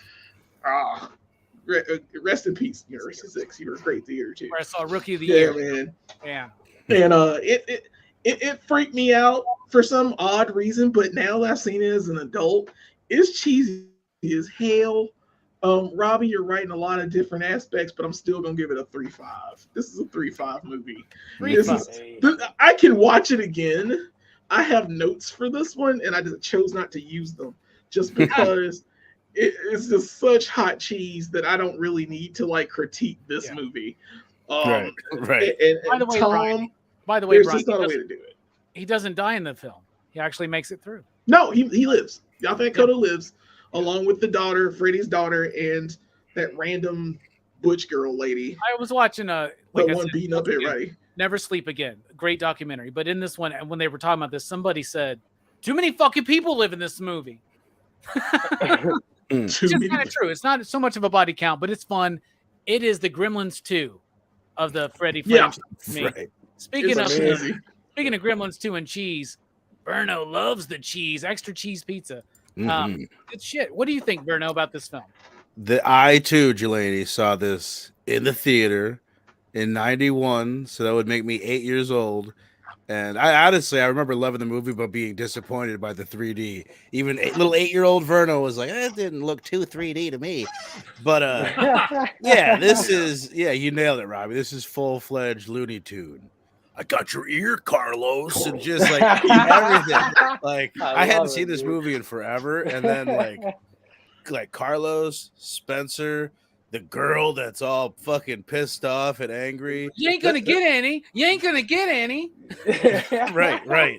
They're great, man. I mean, it's obviously it's stupid, but they have fully like committed to the bit of like we're stupid. Yes. We are the silly ass horror franchise, and they go all in. It's always the 6th movie where they realize what they're like. Fuck it. Like that's the 6th movie where they say fuck it. Jason Lives, Curse of Michael Myers, and Freddy's Dead. That's they're like, fuck it. Like, whatever the fuck zombie fucking Jason's a zombie. Lightning strikes a shovel. Fuck it. He's back. Like, that's one of the best ones, I think. It is. It's one of my favorites. They should have kept Tommy always. They let go of the idea of trying to do something. Like they're like this one, they're like, fuck it. Why is Freddy back? Who gives a shit? Right. He's Freddy. Because we wanted to make another movie. The power glove is great, but just a little bit where it's like doing, and he's bouncing Spencer. Yeah. Spencer, I didn't realize he was a pothead when I was a kid. I always liked him then. I like him more now. So he's great. The cast is one of my favorite, one of the most memorable cast. I love the bit where he's like, first they tried to burn me, then they buried me. Like that always was so fucking cool looking to me. It's still cool looking. Yeah. It's stupid. It knows it's stupid. And I respect it. It doesn't overstay its welcome like all these movies don't. I'll give it a 3.5. Cool. Hell yeah, 3.5. Good credits too. I like the credits in this movie too. I know. The previous movies. I love this hits. Let me just add. It starts out so corny with like the Freddy's Fred REDDY, like how the way they do that, and then it just gives you that cheesy like it's like an X-Files type of thing where it's like the kids in Springwood are killing themselves. Like the way it writes it on the screen, it's so it does not fit in this franchise at all. Like, okay. My favorite thing though is they have this because a lot of these movies start with like a quote about dreams. Yeah, it has this like really profound quote about dreams, and it just goes, "Welcome to prime time." Prime time, bitch. Freddy Krueger. I fucking love that so much. All right, now I'm worried. I'm getting worried. John, what do you think about Freddy's Dead?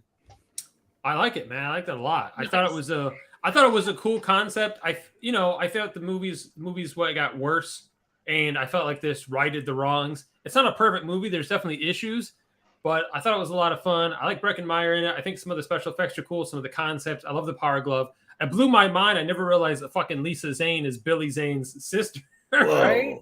Just blew my I was mind. like, what? I didn't know that. That makes sense. I find both of them attractive. Yeah, I agree.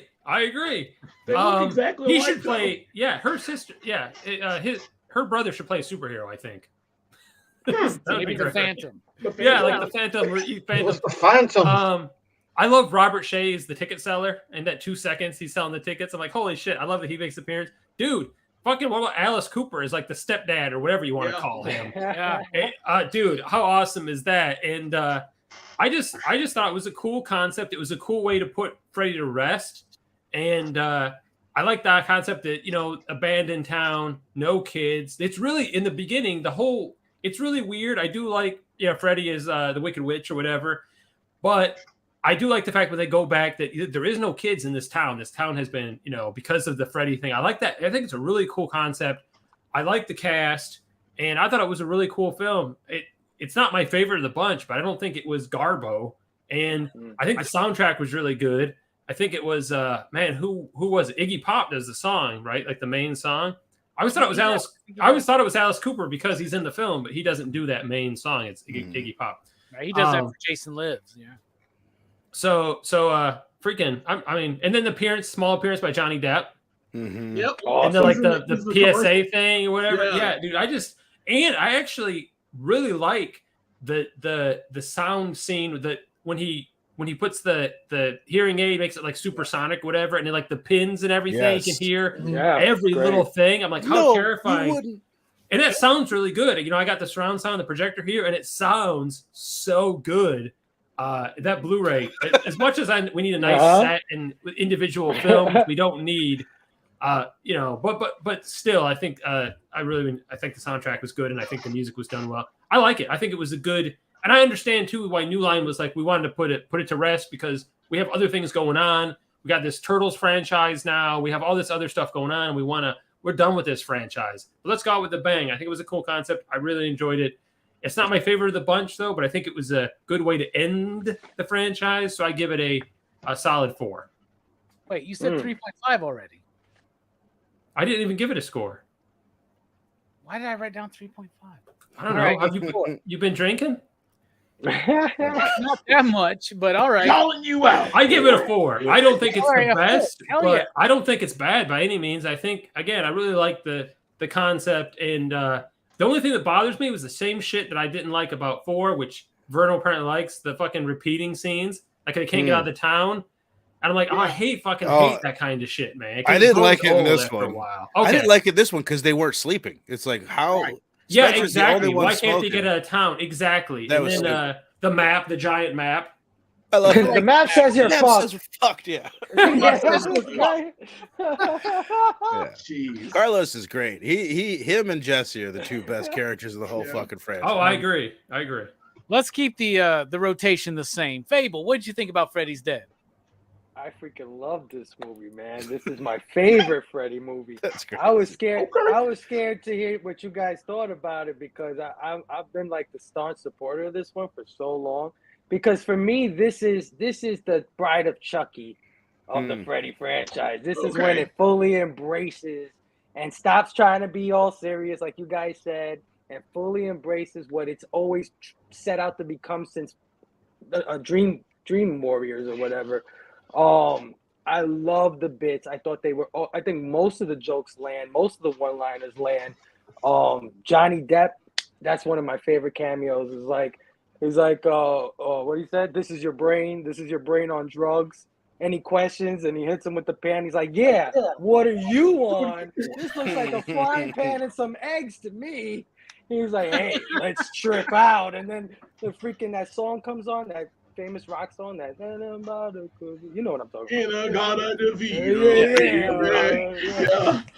They really underestimate or overestimate the power of a joint. I'm just gonna say a lot of movies. Better, Manhunter or this one? Yep. I knew what I was getting into the second the movie started. Where it has that awesome song. I love the beginning song to this movie when it first comes on, and it's like, "Don't fall asleep to dream," and then you see the freaking letters come out. Love it. And then like when he's falling down the hill and he keeps rolling down the hill, he keeps rolling down the hill, and I'm like, oh, I'm totally into this. Like, this is nuts. So yeah, man, for me, 4.5. Oh, yeah. Nice. Love this movie. Okay. Hell this is yeah. hilarious. This is widely considered one of the worst movies I know. of all time. I know. I can't wait to hear I what think Brooks it's brilliant. does. Listen, when he said what he said about it paying homage, it pays homage to the whole franchise. And it even goes back in his past when you see him getting discovered by his wife. And the girl with the pigtails, that's the girl jumping in the ropes. Yep. You know what I'm saying? Yeah, So, yeah, love it. Love it. Hell yeah. All right, let's kill this party. Brooks, what do you think? Brooks, you fucker. Sorry. Freddy's Dead is all right. I think, like, you know, I think it has I think the strength of Freddy's Dead is it has a lot of good Freddy moments. Like, I think Freddy finally gets his time to shine. You know, he gets to show out a little bit. You know, it's got the famous, you know, the power glove and all that. But and it's definitely a step up from the last movie. But you know, it is still a pretty dumb movie. But I think it's very like it embraces that. It embraces that dumbness, and you know, it just does a Nightmare on Elm Street. You know, this is where we're going. Like, just, you know, just don't try and, like, you know, course correct on it. Just lean into it. Right. And I think it works. I'd give this a 3.5. It's Nice. it's pretty good. It's pretty good. Crazy. I fucking love it. I bet every one of us thought we were going to be the only one that liked this movie. I know. Yeah. I know I did. Yeah. I did, honestly, too. I was love scared it, too. man. After those two sloshes of 4 and 5, Oh, that yeah. one, I was like, hell yeah, The man. bar was set so Y'all fucking low. rejoice. The bar is set so Yeah. low. This movie is legitimately fun, though, man. So Yeah. a 4, 3.5, 3.5, 4, 4.5, and a 3.5 for a 3.9999969. How about that? Hell yes. Way better than the dream shit, the dream garbage, and the dream child garbage. Fuck those movies. All right.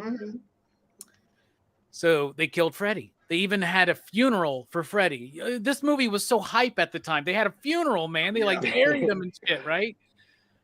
They 3 pour years holy later- water on him, though. The hype for this movie was huge. Like, I remember it as a kid. Like, it was on every commercial. They had it in, I know it was in comic books. Like, the advertisement was in comic books. It was all over It the was place. huge, man. Oh, yeah. Radio, everything. And it I made remember money. everybody being like, "Freddy's dead." Yeah, fucking right. Mhm. Well, so we did think that he was dead because they didn't make another one for 3 years. And actually, for even longer, Freddy was dead, but the entity that Freddy is based on comes back. And that's Wes Craven's vision. Wes Craven comes back. He makes up with Robert Shea, right? Robert Shea gives him backlogged payments on licensing, gives him co-ownership of the character again, and allows him to come back into the fold. And now Wes Craven's happy. He's like, all right, I've got an idea. Might not be what you're expecting, but let's do it. So 2 years before Scream comes out, Wes Craven goes meta with Wes Craven's New Nightmare. Holy shit, I love this fucking movie. It's my third favorite of the franchise. I think that you could just, if you wanted to, watch one, Dream Warriors, and this one. I love it. I love the meta commentary. I love Wes Craven explaining, like, being in the movie, Robert Englund being in the movie as himself, but fucked up, drawing these fucked up paintings. Yeah. Langenkamp actually had a stalker, right? That was pissed that they killed Freddy and started sending her, like, all these nasty phone calls and shit. Wes asked her, do you mind if I use this in the film? Because I got a really good idea about where to take this. He's blending that line between reality and fiction, which he was doing with Dreams, right? In the first Nightmare, which he was even doing with his documentary type style in the 70s. He's still he's been his whole career trying to blend these lines between fiction and not so much as Videodrome, maybe, right? But like it's there, and it's there 100%. I fucking love it. Heather Langenkamp, this is her best performance in the franchise. Still bad. Still bad. I Yeah. like the fucking kid in this movie. To be honest, Dylan? when he's up there, like at the top of that fucking shit. This is the kid from Pet Sematary. That creepy fucking kid from there. I love this film. Okay in that. I think it's goddamn brilliant. I love the redesign. At this point in 1994, I'm starting to read these books about Jack Pierce and Rick Baker. I'm starting to understand the special effects behind these movies.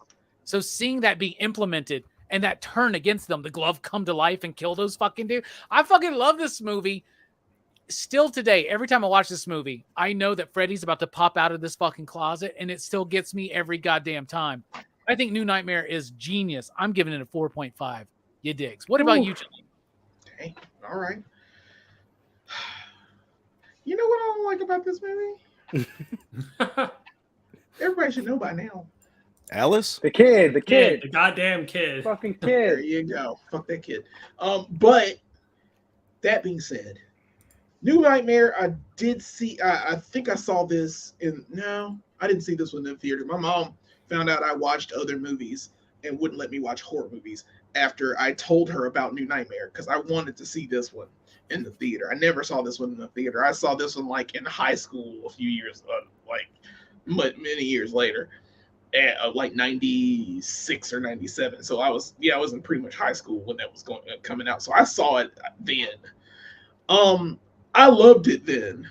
It's a great movie. And as an adult now, I still like it. It holds up. I like the concept of the special effects hand that kills those guys. I love it. I don't know what it is about that claw. I think that's my second favorite claw next to the it would be Freddy versus no. It's not Freddy versus Jason. It would be I'm trying to remember. No, Freddy versus Jason has good claws. I take that back. I like those the most.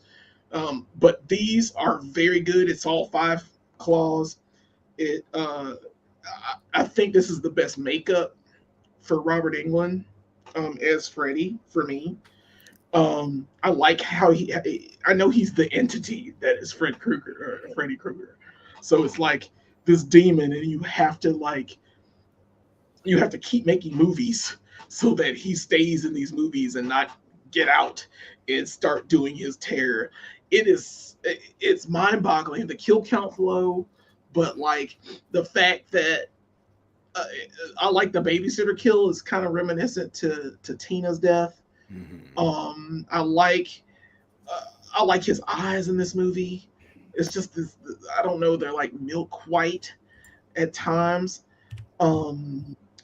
There's just something about his demeanor. I know it's the meta character because it's like possessing Robert Englund to paint that. I love the painting that he's making and how you see all that shit. It's a great movie. I really enjoy it. I hate that kid. I really hate that kid. Like, I fucking hate that kid. I'm sorry. Kids in movies, they don't need to be there. Kids don't. I mean, there's certain movies where that's involved. Joanny thinks adults should play kids in movies. Adults should play kids in movies and act like kids because the kids don't know play every kid in the movie. CG the kids. Greetings, fellow kids. 3 kids. I know, but 3 kids ruined my love for like kids in film. One is Short Round in Temple of Doom. The other is the kid that is in Mummy Returns. My dad's going to kick y'all. Whatever. Off. Enough about that. What do you think? What do you rate this? He ruins that movie. He ruined that. I hate that fucking kid. And then the third kid is I watched Days of Our Lives in college, and there was this kid that was a replacement kid. You're way off. You're way off. I'm getting to my point. And the kid's like, you don't like kids. Family. I can't wait for this. So that kid reminds me of this kid in this movie. He's whiny. He's petulant. He's dumb. I hate his face. In Pet Sematary, he does a way better job. I don't know what the hell. He's not even really hurt that his dad's dead. that's what makes me mad too. Like they have this funeral and everybody there is just like, whatever, he died. Yeah. Like, Yeah. it is like the worst one. He's just sitting there. I guess he's dead. Can I go play video games now? It's just stupid as hell, and we're gonna be a family. I fucking hate that kid. But that all I can say. Yeah, Days of Our Lives. I watched it in college. You're welcome. And so I'll give this one. This one gets a 4. It's very good. It's very good. I hate that kid. 4. All right. The whole movie. He's the Alice. He's the new Alice. Yeah, the new Alice. I get it, man. All right. You're welcome. I had to give you the kid references to get I to get it, man. I was like, damn, man. We got 2 movies with like prominent kids in it tonight, man. This might go longer. Fuck it up. Erno, what do you think about New Nightmare? This one's great, man. I if you would have asked me before, I would have said that this was the second best one, but now Dream Warriors is my favorite. So that's switched things around. But on this watch through, for whatever reason, I wasn't as into it as I have traditionally been. It's still great. I'm just go ahead and throw my rating out there now. I'm still giving it a 4.5 for its inventiveness, it being ahead of its time and all that. But I think why I didn't like it as much, like this was probably my introduction to the idea of meta. Like I didn't even know the term back when I saw this movie, but it blew my mind. You don't get it. Like Nancy's in it, but she's the actress, and then Wes Craven's in it. Like I thought it was so cool, but now it's not as it didn't blow my mind as much. I've seen it plenty more times in other places, but it was innovative. It was a fucking big swing and a risk to do that. Freddy's terrifying, and to the point, I hate the kid too. He never bugged me as much as he bugged me in this one. For whatever reason, he did. I think I used to like him. But the bit where he gets sucked, where Freddy sucks him down into the grave, I thought that was probably one of the creepiest moments in this franchise since like the second or first movie. Like that, for whatever reason, that freaked me out. Babysitter's good. Nancy, I'll say this. She's still not a great actress. She might be a little bit better, but she's hotter. I'm like almost proud of myself that I think this grown woman.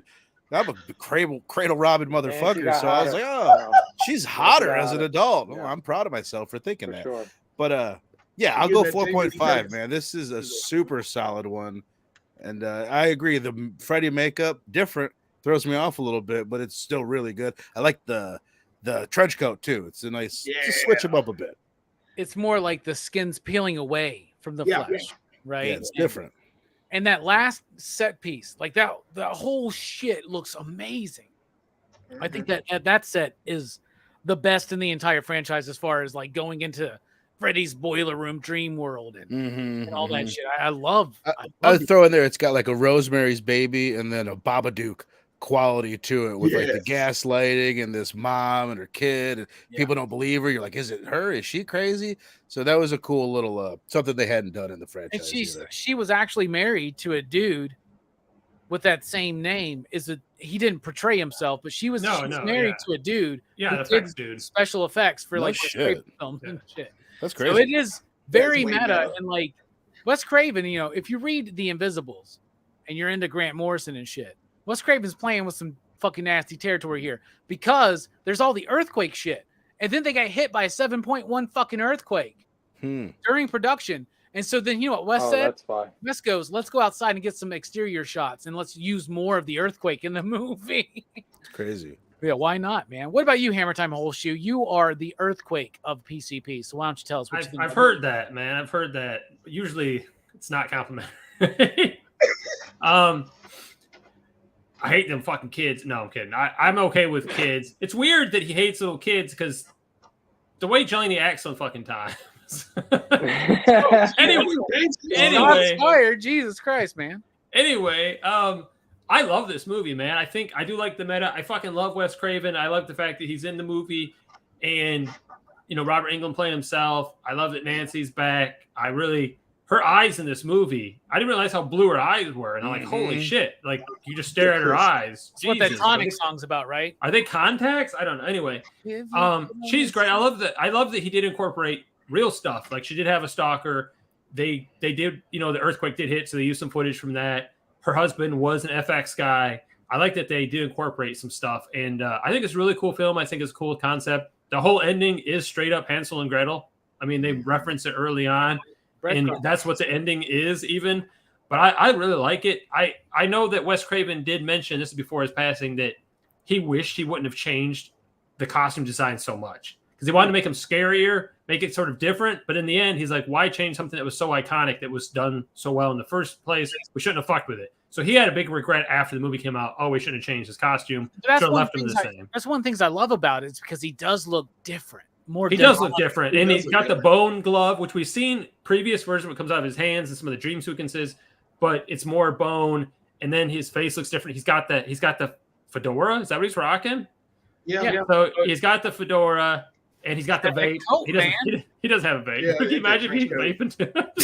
And what's up, bitch? I like his cream.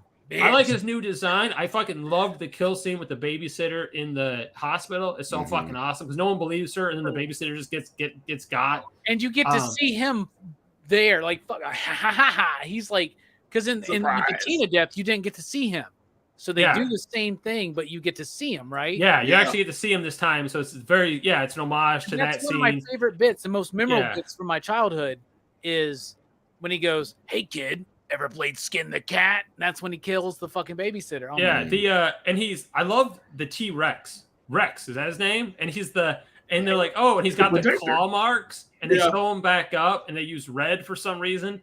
But that actor was talking about how he has that, not the original one without the scratches, whatever. He's got the original Rex, and he still got it. Do you know who had the original? I'm assuming it was Wes Robert Craven. Oh, okay. I was gonna say it seemed like it'd be Wes Craven, but I don't know who. In the Never Sleep Again documentary, the dude that played the kid says that, and then Wes Craven goes, "I have the other one on my shelf still." The one with the rips, the tears, where the stitched up one. I'm assuming. So I love the whole concept, man. I love the movie. I think it's great. I think it was a good way to bring back Freddy because you did have the bookend. You had the final nightmare, but to have him come back, do the meta thing, and that wasn't this his original script for part 3 initially? Like, wasn't he going to do this meta thing, and that script was shelved? So I think he originally had this idea, maybe to not this extent, but I think he had a meta idea early on. They didn't want it or they didn't like the concept.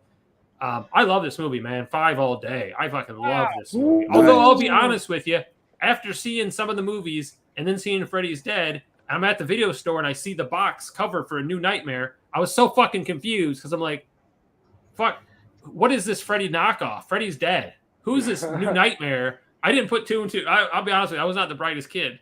But then when I saw it and realized what it was, I fucking love this movie, and I love this movie as a kid. And I don't think I picked up on the nuance of it, but I loved the concept. What about you, Fable? What'd you think about New Nightmare?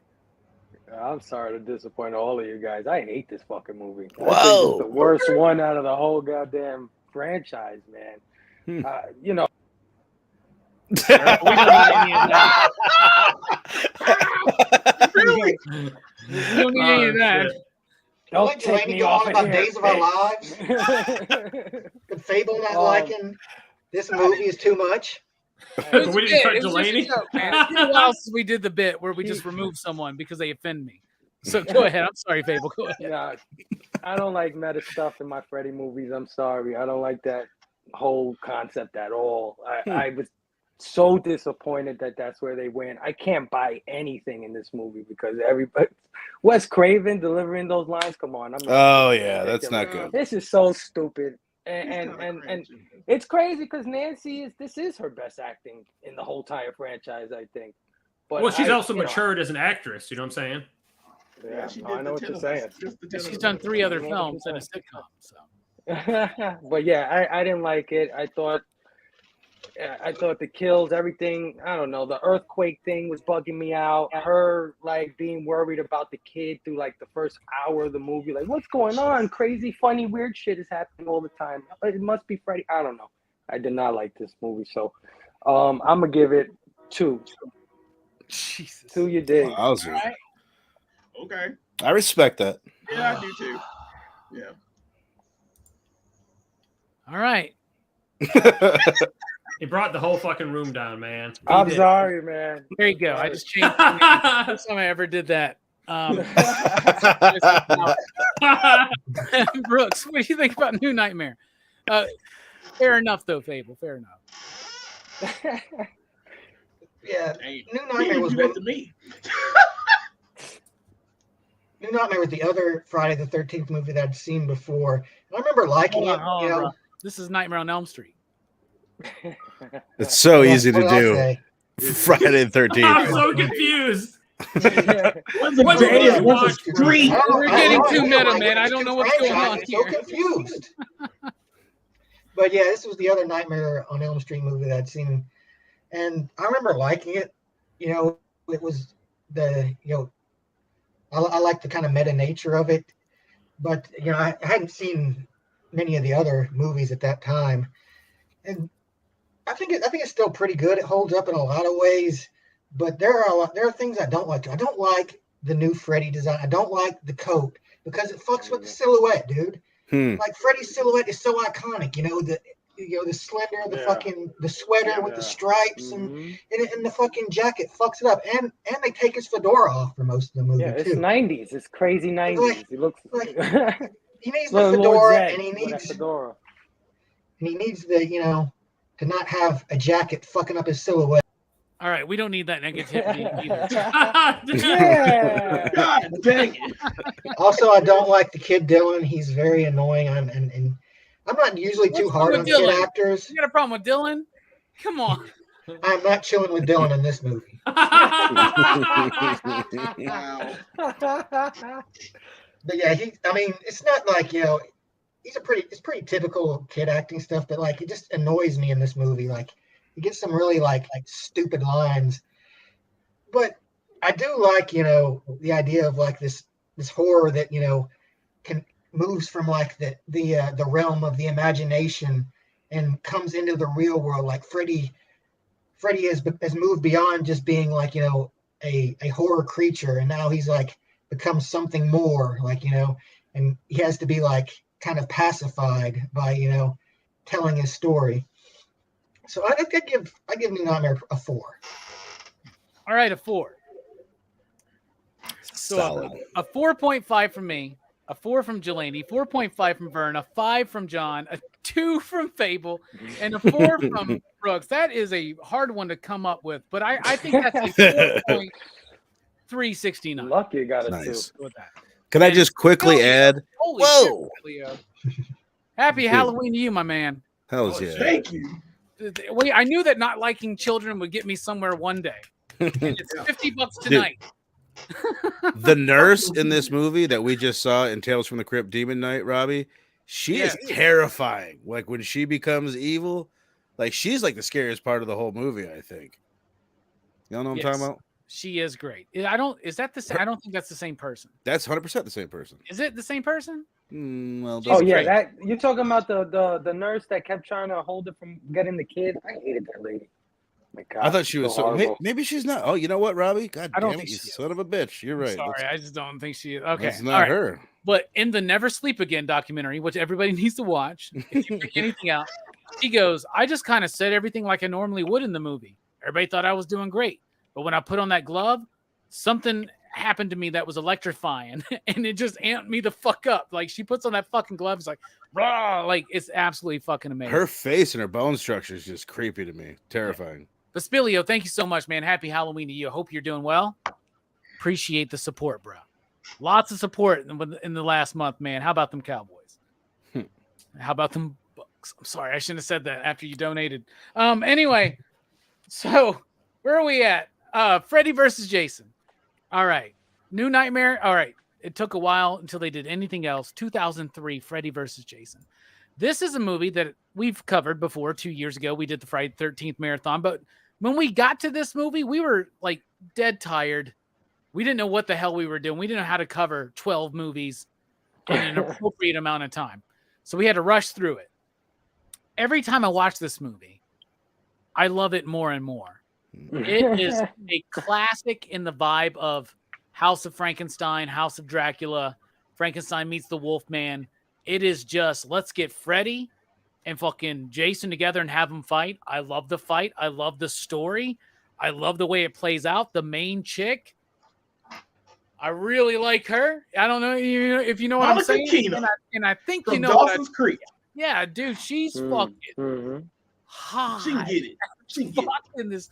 She's so She can still get it. appealing to me. I love this film. I hate that it was not Kane Hodder, but I don't hate the guy that plays Jason because he plays him more like a fucking child, right? More than any other actor did.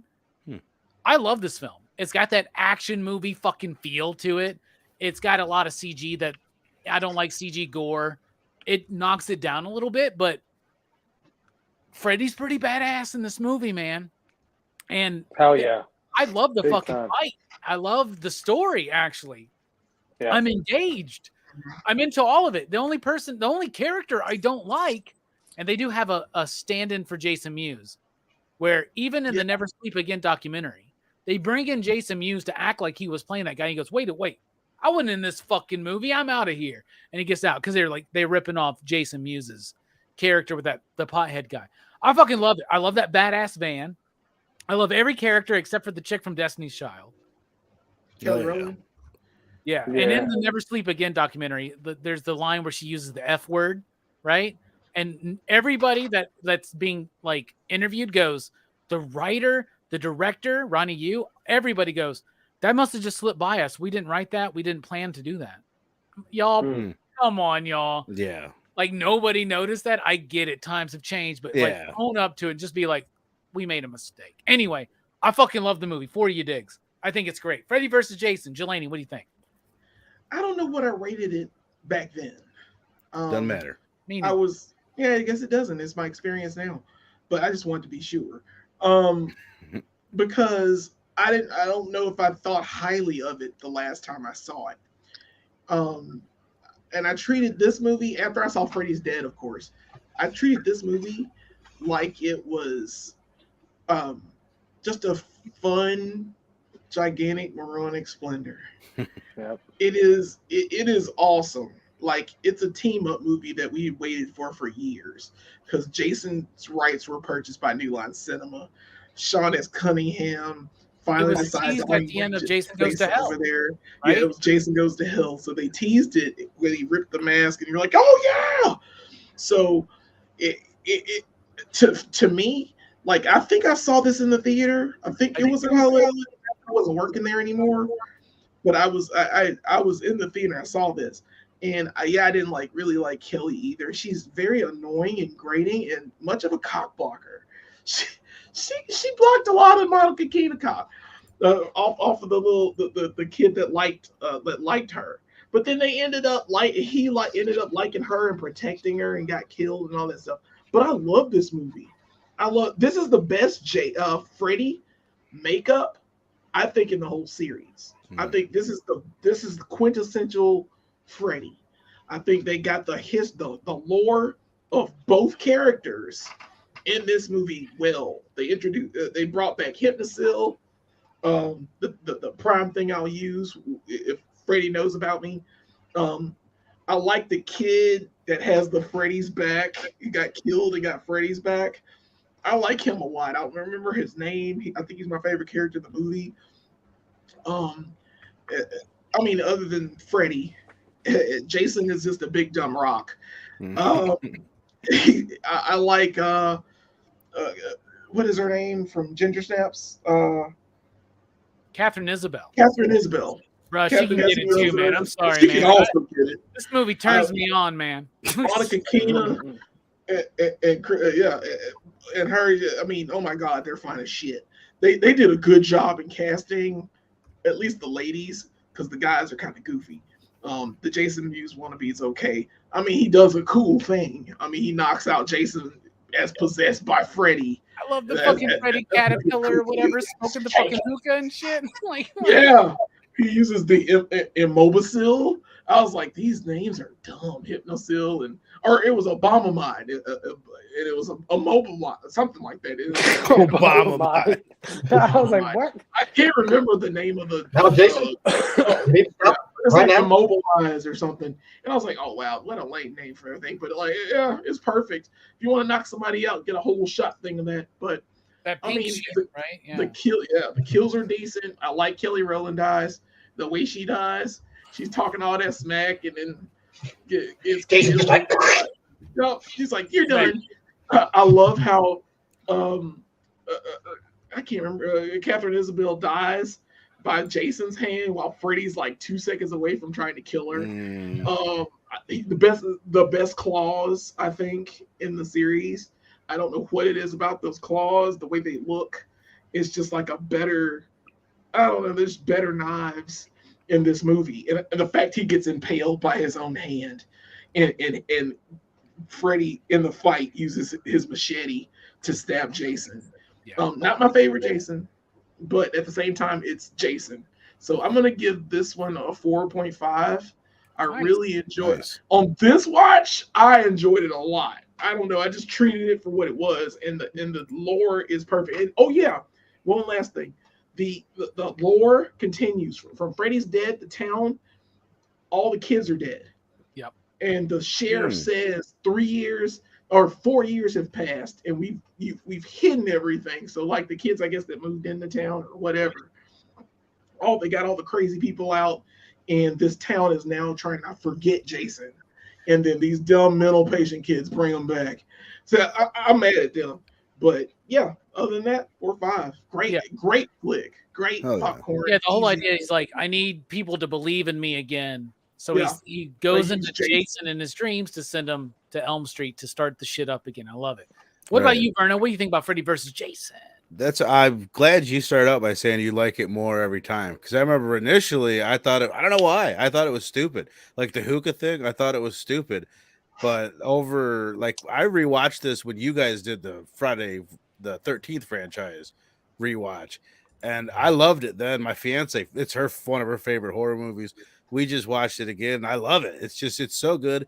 It's fun. It's sleek. It's the writing is pretty solid. The premise, it's actually impressive to me.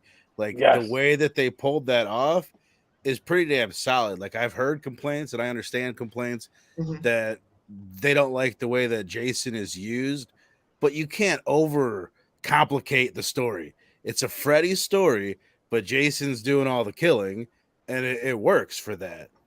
Freddy, I agree. He maybe has never looked better. Jason, a lot of people don't like some people don't like the look because he looks so different. He's kind of like 2003'd out, but I love it. I think he looks super badass. He's intimidating.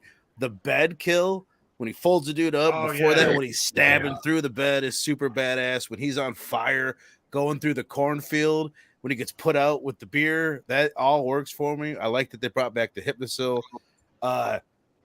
The dream that they go into Camp Crystal Lake, Freddy's fucking his counselor while Jason's getting bullied and shit. Like, it all works so goddamn well. Freddy carries the movie. I don't mind that he narrates it. I think it's kind of cool. It's like, does it fit in with what he does before? He's talking to the camera. Whatever. I don't care. It works for me. So it's a fun movie. I would kill to see another one. Give us a Freddy vs. Jason 2. That would be badass. So I'll give it a 4.0. It's a ton of fun. It knows what it is, first and foremost, and that's what makes it as good as I think it is. Hell yeah. 4.0 from Vern. What about you, Hammer Time Whole Shoe? I fucking love this film, man. I don't feel like New Line, up until that point, has really used Jason appropriately. Like, we don't know what to do with this guy, but he makes money, blah, blah, blah, blah, blah. I feel like this time they actually did correctly. And I went and saw Jason X so many fucking times in the theater because they said, if this movie makes money, we're going to make a Freddy versus Jason. I'm like, oh, fuck. I got to contribute to that, yo. So as much as I didn't like Jason X, I kept going to the theater and buying the tickets because I'm like, I'm going to fund this fucking movie. And I would have been mad if it didn't happen. But it happened, and it was fucking great.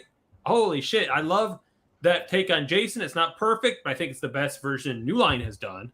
And obviously, it's the house that Freddy built, so it's going to be a Freddy biased film, but it's so fucking great. It's a good sequel to Freddy's Dead, and let's just pretend that a New Nightmare comes after that. You know what I'm saying? It's so fucking great. I love the fucking showdown. I love the effects. Jason Ritter is fucking awesome in it. Great. The whole cast I enjoy. I agree that Kelly Rowland, but for the most part, I enjoy the cast. It's a really cool concept, but I just fucking love that showdown, man. That showdown between them is so fucking badass. Awesome. Plus the music. Let's talk about the music. The music's great. And we get the fucking Nightmare on Elm Street music. We get the fucking Friday the 13th music. and it just fucking works when they mesh it together. And I love this film so much. It is almost like the Armageddon of, like turn your brain off, or Transformers and go have fun. But I also feel they give us such a great version of Freddy. The effects are done so well. The cast is so great. The concept of how Freddy brings Jason and how that works. It's a cool concept that actually really works. Like, what a cool idea. I fucking love this film, man. I can't say anything about this film. It's a fun film. And they gave us the best version of Freddy, which is all I wanted. You know what I'm saying? Because I'm a Nightmare on Elm Street guy. So fucking 5 all day. Damn. I love this film, man. It's so much fun. But as far as like continuity, I say it comes after a Final Nightmare, but honestly, or Freddy's Dead, I mean. But honestly, I'm going to consider it not really being in continuity with anything. You know what I'm saying? It just happens. But it had no reason to be as good, successful, or as fun a film as it ended up being. Kelly Rowland. What about you, Fable? What do you think about Freddy versus Jason? Well, first, I disagree with you, John. If you turn your brain off and watch Transformers, you still will not be entertained. I agree with that. But what I do agree with you on is that this is the sequel to Freddy's Dead. And this is why I like it so much and why I like Freddy's Dead so much. Because this takes that tone, the tone of Dream Warriors, and it just continues it. Giant moronic splendor. Putting two of our favorite villains together in a smart way. I thought it was very clever the way they came up with the way they did it. And let's get it real here. This is a Freddy movie. It might have Jason in it, but this is a Freddy movie, man. I love the battle at the end, like you guys said. I love Robert Englund's new makeup, the teeth, the sharp teeth. I thought it was. Yeah, I thought it was gonna look kind of weird, but it doesn't. It looks more demonic. He has this like scowl now built into his like burns and stuff. The burns are like man, it's awesome. Awesome. He's symmetrical. I don't know what you're not supposed to be a burn victim symmetrical and look good. That's the best makeup job that they did for all of Freddy. Freddy's Dead is the worst makeup, and this is the best. I agree. To me. I agree. The only gripe I would have is that some of the digital effects don't hold up. The whole shadow, I think you have a clip of that in the intro or whatever. I thought that looked pretty bad. But other than that, man, they brought back Jason's mother, man. I mean, how can you not love that as a Jason fan? It's a good actress for her too. She looked the part. Yeah. Great giant moronic splendor. I'm gonna give it a 4 or 5, man. Nice. Hell yeah. All right, Brooks, you gonna break some hearts? I don't know. Like, how invested are you in this movie? I mean, this is actually my first time watching this movie. Like, the first time I watched it was after watching going through all the Friday the 13th movies. So now I've seen all of the Friday the 13th and all the Nightmare on Elm Street movies. So now I have the whole story. But this movie is fun. It's fun as hell. I'll give it that, man. Like, they didn't try to church it up and make it like some kind of big deal. Like, they didn't try to make it too serious. It's just, as advertised. This movie is about Freddy and Jason, and they fight. And, the fight, I love, the fact that Freddy's like, I'm going to use this idiot to help get me back into power.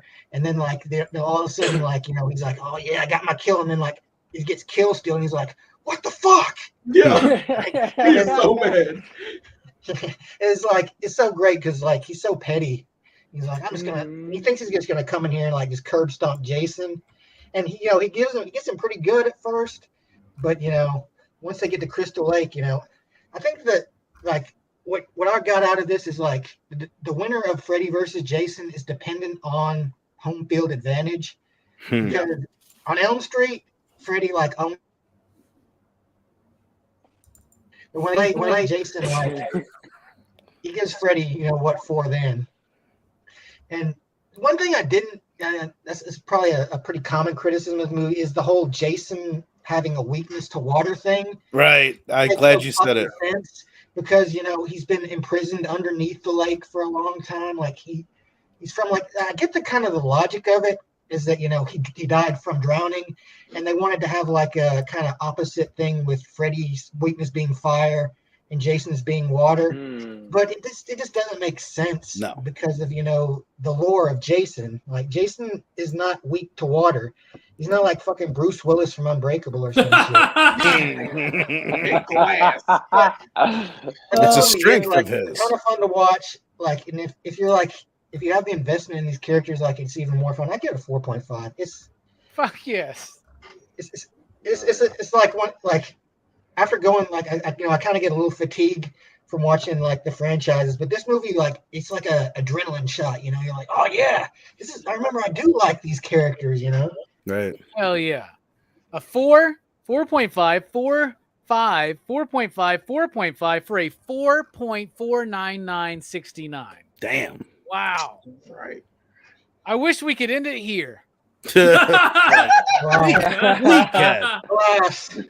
We can. But in 2010, New Line had folded under into, I don't remember what company it was. Was it Universal or something? I don't remember. But anyway, in 2010, they remade A Nightmare on Elm Street with Rorschach. What's his fucking name? Jackie Earl Haley. Haley.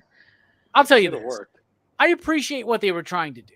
They were trying to take it back to its sinister roots. They were trying to not have subtext of him being a child molester and child killer, but go into that route. They tried to add in an importance of the character of Nancy to Freddy Krueger. They tried all these things. They tried to do it darker. They tried to do it more realistic. They tried to do it of its time. And they failed at every goddamn bit of it. Because even in that early one, even when Freddy is his most sinister in 1 and 2, he is still Freddy Krueger. And you lose when you don't have the swag of Robert Englund, you lose a lot. This movie blows. I watched it very early back in August just to get it the fuck out of the way. I did not want to end Horrorfest on that. So the last one I watched was Freddy vs. Jason. I watched that like a couple nights ago. I fucking hate this movie. I do understand what they're trying to do. But this is a worse remake than Rob Zombie's Halloween, in my opinion. By far. Way worse. I'm going to say this. One, you dig, because congratulations, you made a fucking movie. I haven't made a movie, so one, you dig. I don't like it. What do you think about the remake, Jelani? Wow. I mean, I don't hate it that much, but I still hate it. You know what I'm saying? It's just like, it's kind of a level of just like, wow. But it's no Alice, but it's just like, I saw it. I didn't like the makeup. I didn't like the characters. All the characters were bland. And like Rooney Mara, she's a great actress, but like she was phoning it in. You could tell. Like she didn't want to be there. She's playing Nancy. She didn't care. I remember one thing though. I was talking to you, Robbie, about this movie when it first came out, I think. And you were like, Freddy is a child killer, not so much a child molester. A child molester. And I was like, no, he's always been a child molester and whatnot. And you got so mad at me. I don't know if you remember that, but you were mad at me, like genuinely mad at me, because I thought Freddy was more so of a child molester than he would be a child killer. And I don't know what our conversation was after that, but you were mad at me for a little bit. I don't know if you remember in this one, they went more into the idea that he was. In the other one, they kind of skirted away from it, right? And like in reality, it's all subtext because they had to pull it down, right? Because it was because you can't root for a child molester. Yeah, right? You can't root for it. And so, and the other thing about there's so much CG, like.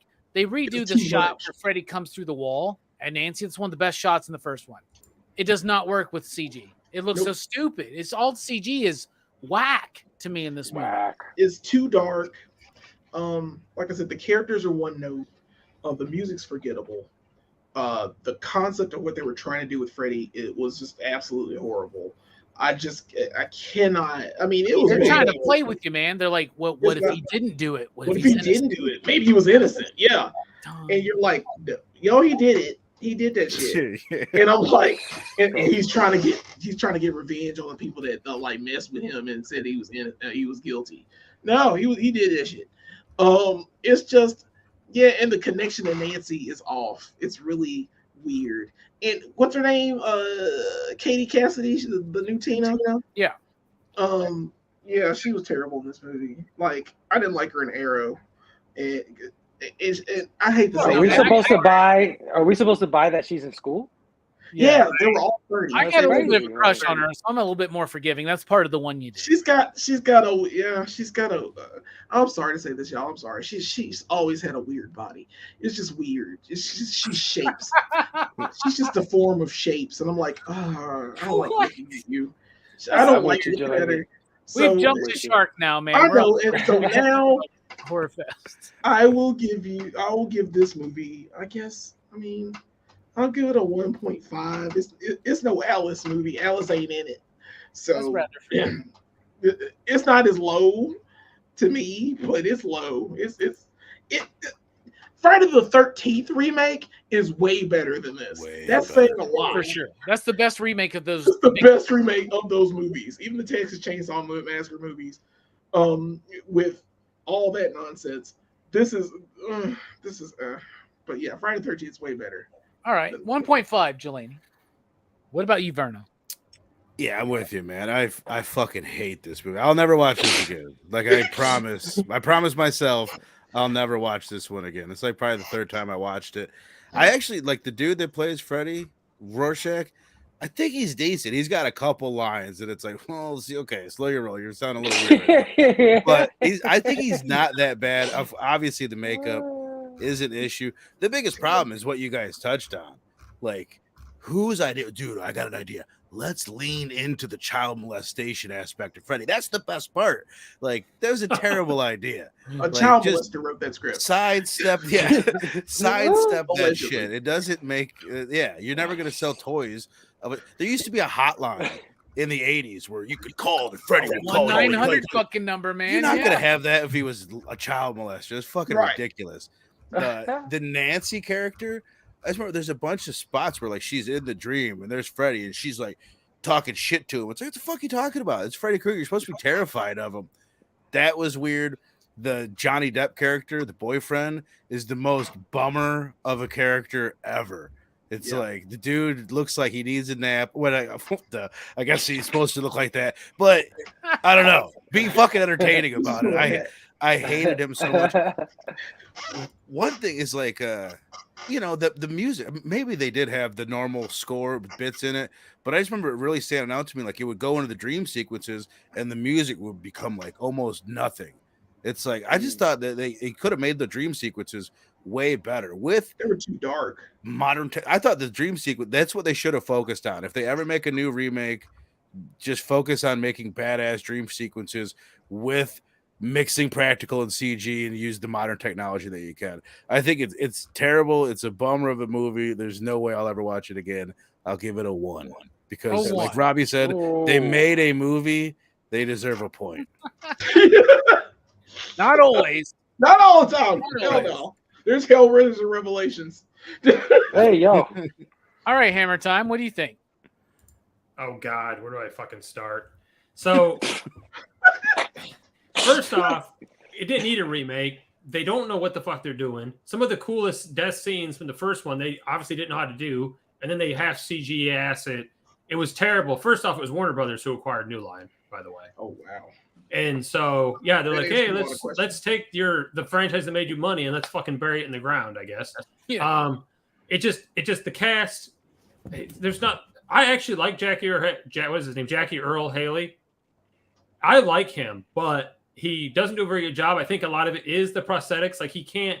Freddie had even in his worst, scariest form. Freddie had a lot of expression, and Jackie couldn't do this with the makeup he was using. Right. And it just didn't. If they wanted to continue it, that's one thing. It didn't need a reboot. It was a half-assed reboot. It wasn't good. It's not a good film. I don't care for it. Fucking Robert Englund doesn't care for it. he had no issue with somebody taking over the role. He's actually suggested Kevin Bacon, which is almost as old as fucking Robert Englund at this point, so I don't understand that. But I don't understand why they remade it. I don't understand why they did such a shit job. I don't like the cast. There were so many things wrong with it. The only good thing about the whole fucking movie, I was working at the theater at the time, and after the third week, it moved into a split house. In the morning, we ran a kid show. At night, we ran A Nightmare on Elm Street. Well, I actually started Nightmare on Elm Street instead of the kid show. And I traumatized some fucking kids. Because remember, there's some shit at the beginning of that fucking movie that may be not appropriate for 6, 7-year-old children. That was the only thing that was good about that. It was perfect. It wasn't on purpose. I swear to God, it was not on purpose.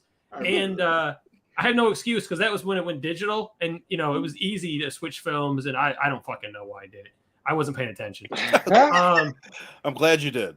But that was the only thing. And because of that mistake, and I can laugh about it. Oh, and another thing, the week it came out, I dived into the box office because they were getting fucking slammed. It was Friday night. This old guy, I'm estimating his age, I would say 185 years old, okay?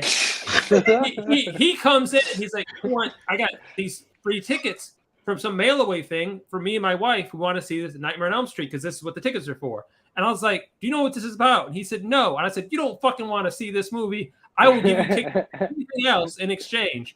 He went and saw some romantic comedy with his wife, but I could not let him see that. Good not only move. because Good move, John. I didn't think he would enjoy it, but it was such a big pile of shit that I didn't want to put him through that poor guy. So I don't remember what movie he saw, but I'm happy I was able to save him. And I was just in the box office for a minute helping out the box office team, man. And so those are my two memories, and they're both good memories. But neither are because the film's good. The film itself is garbage. I'm being very generous here. Very generous. I'm giving it a 0.5. Wow.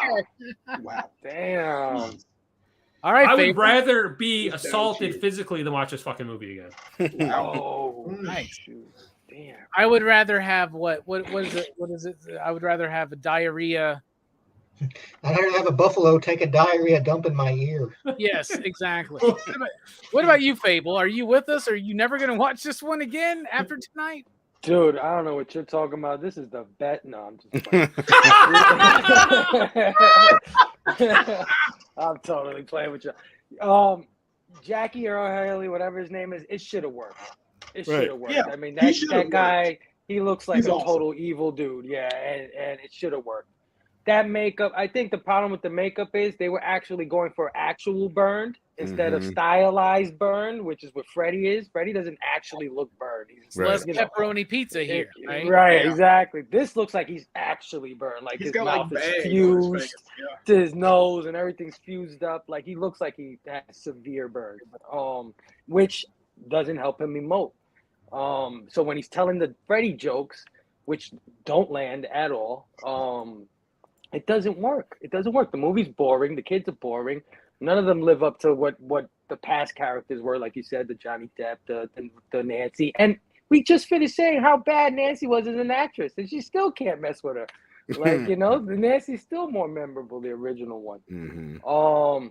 So yeah, man, I'm gonna go with you guys. 1.5. 1.5. Only because there's worse movies than this. Come on, let's be True. real. There's there's worse Dream movies Child. than That this. is true. That is Yeah.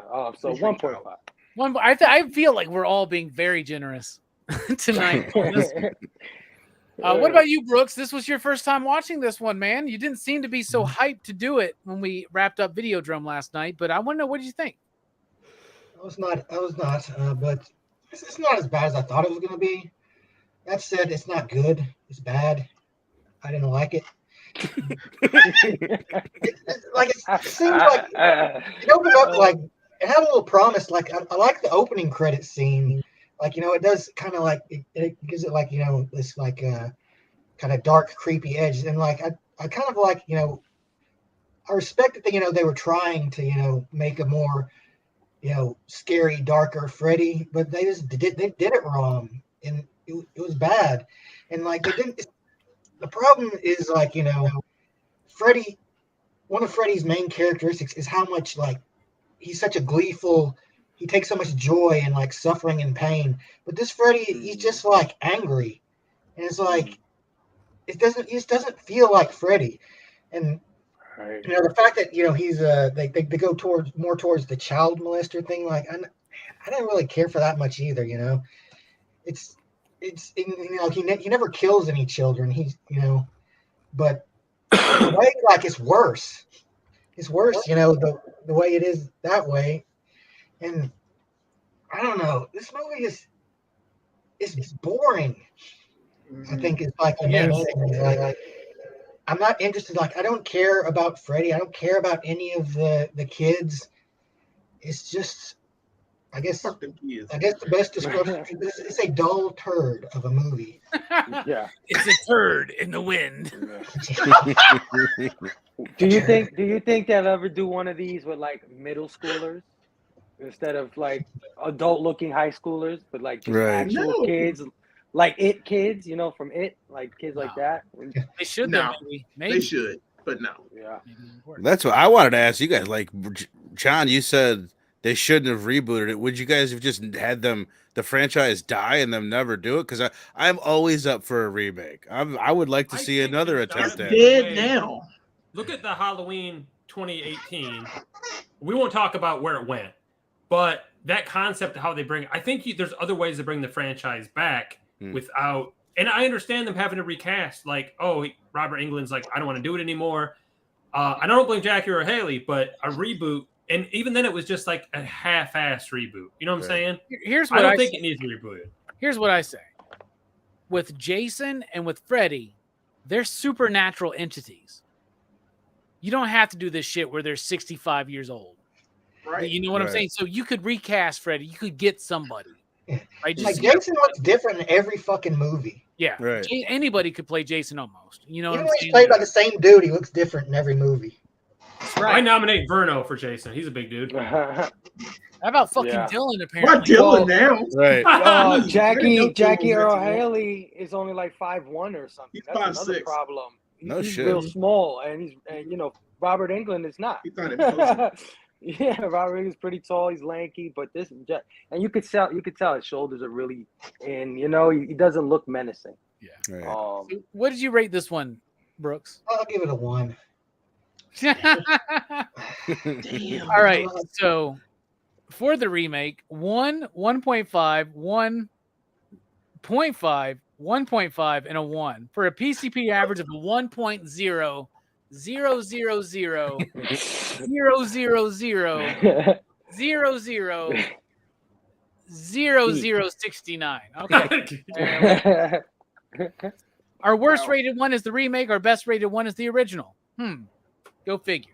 Crazy. We also have high marks for Dream Warriors, though, a favorite. And we all love Freddy versus Jason. And we all love New Nightmare except for Fable. So there you go. I have an idea. You take Kane Hodder, right? And he's getting stalked by this killer from Crystal Lake. And he's got to go to the Kane Hodder's New Nightmare. But you got to fill it with some gay subtext, man. That's what you we got to write this. got to do. All right. Great show tonight. This was a great way to end Horrorfest. That's right, y'all. It is over. Boo. A long road, but arduous it has not been. And here we are at the end of yet another great, fantastic Horrorfest. But remember, Horrorfest never ends on Dylan's Horror Show. Nope. So Saturday night, we're talking about Barbarian. Yeah. One of the highest rated horror films of the year. So I'm excited to check it out. We will not be here next week for PCP Movie Night. I know it's sad, but we need to take a break. But when we come back in 2 weeks, y'all, we're talking about The Godfather. Holy shit. There you go. Talking about The Godfather. Perry's going to be there. Perry's never seen these movies. Shut the fuck up. Holy Brooks, shit. big fan of the book. Harry. Brooks is a big fan of the book. Brooks has never seen the movies either. Holy shit. What? Really, Brooks? Oh, that's right. That's right. I read the book. So I've 2 never seen weeks we're 3. doing Godfather. In 3 weeks we're doing Godfather 2. Then we're doing Godfather 3 because why the fuck not? So Oh my- November is Godfather month here on PCP. Wow. That's what we're doing. You can refuse. Surprise. Horrorfest was great. And I was like, how can you top Horrorfest? Let's talk about 2 of the 3. 2 out of 3 ain't bad, right? Like 2 of the greatest films of all time. And a third one that's Pretty good. I don't think Not it's bad. as bad as people say it is. Nah, it's No, decent. it just didn't live up to the other films. That's the problem. Exactly. No, yeah. I'm so It's just But a they movie. just did the new cut, I'm so scared. Godfather Coda, and I'm excited to finally check that out as well. So thank you all for bearing with us throughout Horrorfest. We go ham, we go crazy. Me, I've already got my March Madness lineup. Dylan's working on it. Still a lot of great horror content to come, whether it's on PCP Movie Night or whether it's on Dylan's Horror Show where Horrorfest never ends. Jelani, what a great one, man. Final thoughts? Yeah, once again, happy Halloween, bitch. Fuck them kids. Fuck That them was time and effort, man. Happy. I'm so happy that we got through all of these movies. They're just fantastic, and I'm glad I got to spend it again with you guys. Hell yeah. Thank you guys for watching. Make sure you like, subscribe, and buy the merch. We got it. We got to live around here, man. Thanks for going for that stuff, man. Hell yeah. Used to be cool, man. Nah, chill. Verno, thanks for being here, man. Final thoughts? Happy Halloween, by the way. This was great, man. I'm a big fan of these franchise reviews. I've watched all the ones you guys do. Happy to be a part of this one. Wish I could have done the Scream one. It was great. So yeah, I was stoked to be able to do this. Hell yeah, hell yeah. Hammer Time Holshoe, man. Final Happy to thoughts? be here. My favorite franchise. I was so excited to rewatch these movies. Feels like, you know, meeting up with an old friend. You know what I'm saying? Because I love these films for the most part. And I'm happy people would join us. I'm happy to talk about my favorite films with my buddies, with my friends, be on the show. And also this week, we're getting rid of the Horrorfest shirts are being taken off the store. So get them while you can. So head over there. Maybe I'll throw up a link. But again, a day or Buy the two, merch. they'll be gone this week. Chill. They'll while be you can. gone. They'll be Used gone. to be cool, man. Shut up. Anyway, Fable, thank you Sorry. so much for joining us. Final thoughts? Thanks, Robbie, for letting me be a part of this franchise review. Much like Holshoe, this is my favorite horror franchise. Couldn't wait to talk about it, revisit it, like you said. And final thoughts: every town has an Elm Street, bitch. Brooks, man, glad you got to knock another horror franchise off the list, man. Final thoughts? 9-10. Never sleep again. That's a good way to end it. A good way to end it, but we won't end it because I gotta once again plug everything that's coming up. So we got Dylan's Horror Show on Saturday, Barbarian, and in 2 weeks, The Godfather. We start our look at the Godfather franchise, but we're going individual movies this time because they deserve it. They're Hell worth yeah. it. Fuck They yeah. are worth it. Horrorfest has been fun. It's been great, y'all. We are going to do even bigger and better in 2023. You don't even know what you got to look forward to for PCP Movie Night for the rest of this year and the rest of all of next year and the rest of all time. Let's take a moment and just reflect on all the badass movies we've covered this year. It's been a banger, solid-ass Horrorfest. Seriously. The weakest link in all of it was It Chapter 2 or the remake of Nightmare. Okay, thank you. Yeah, that one sucks. Worse than It Chapter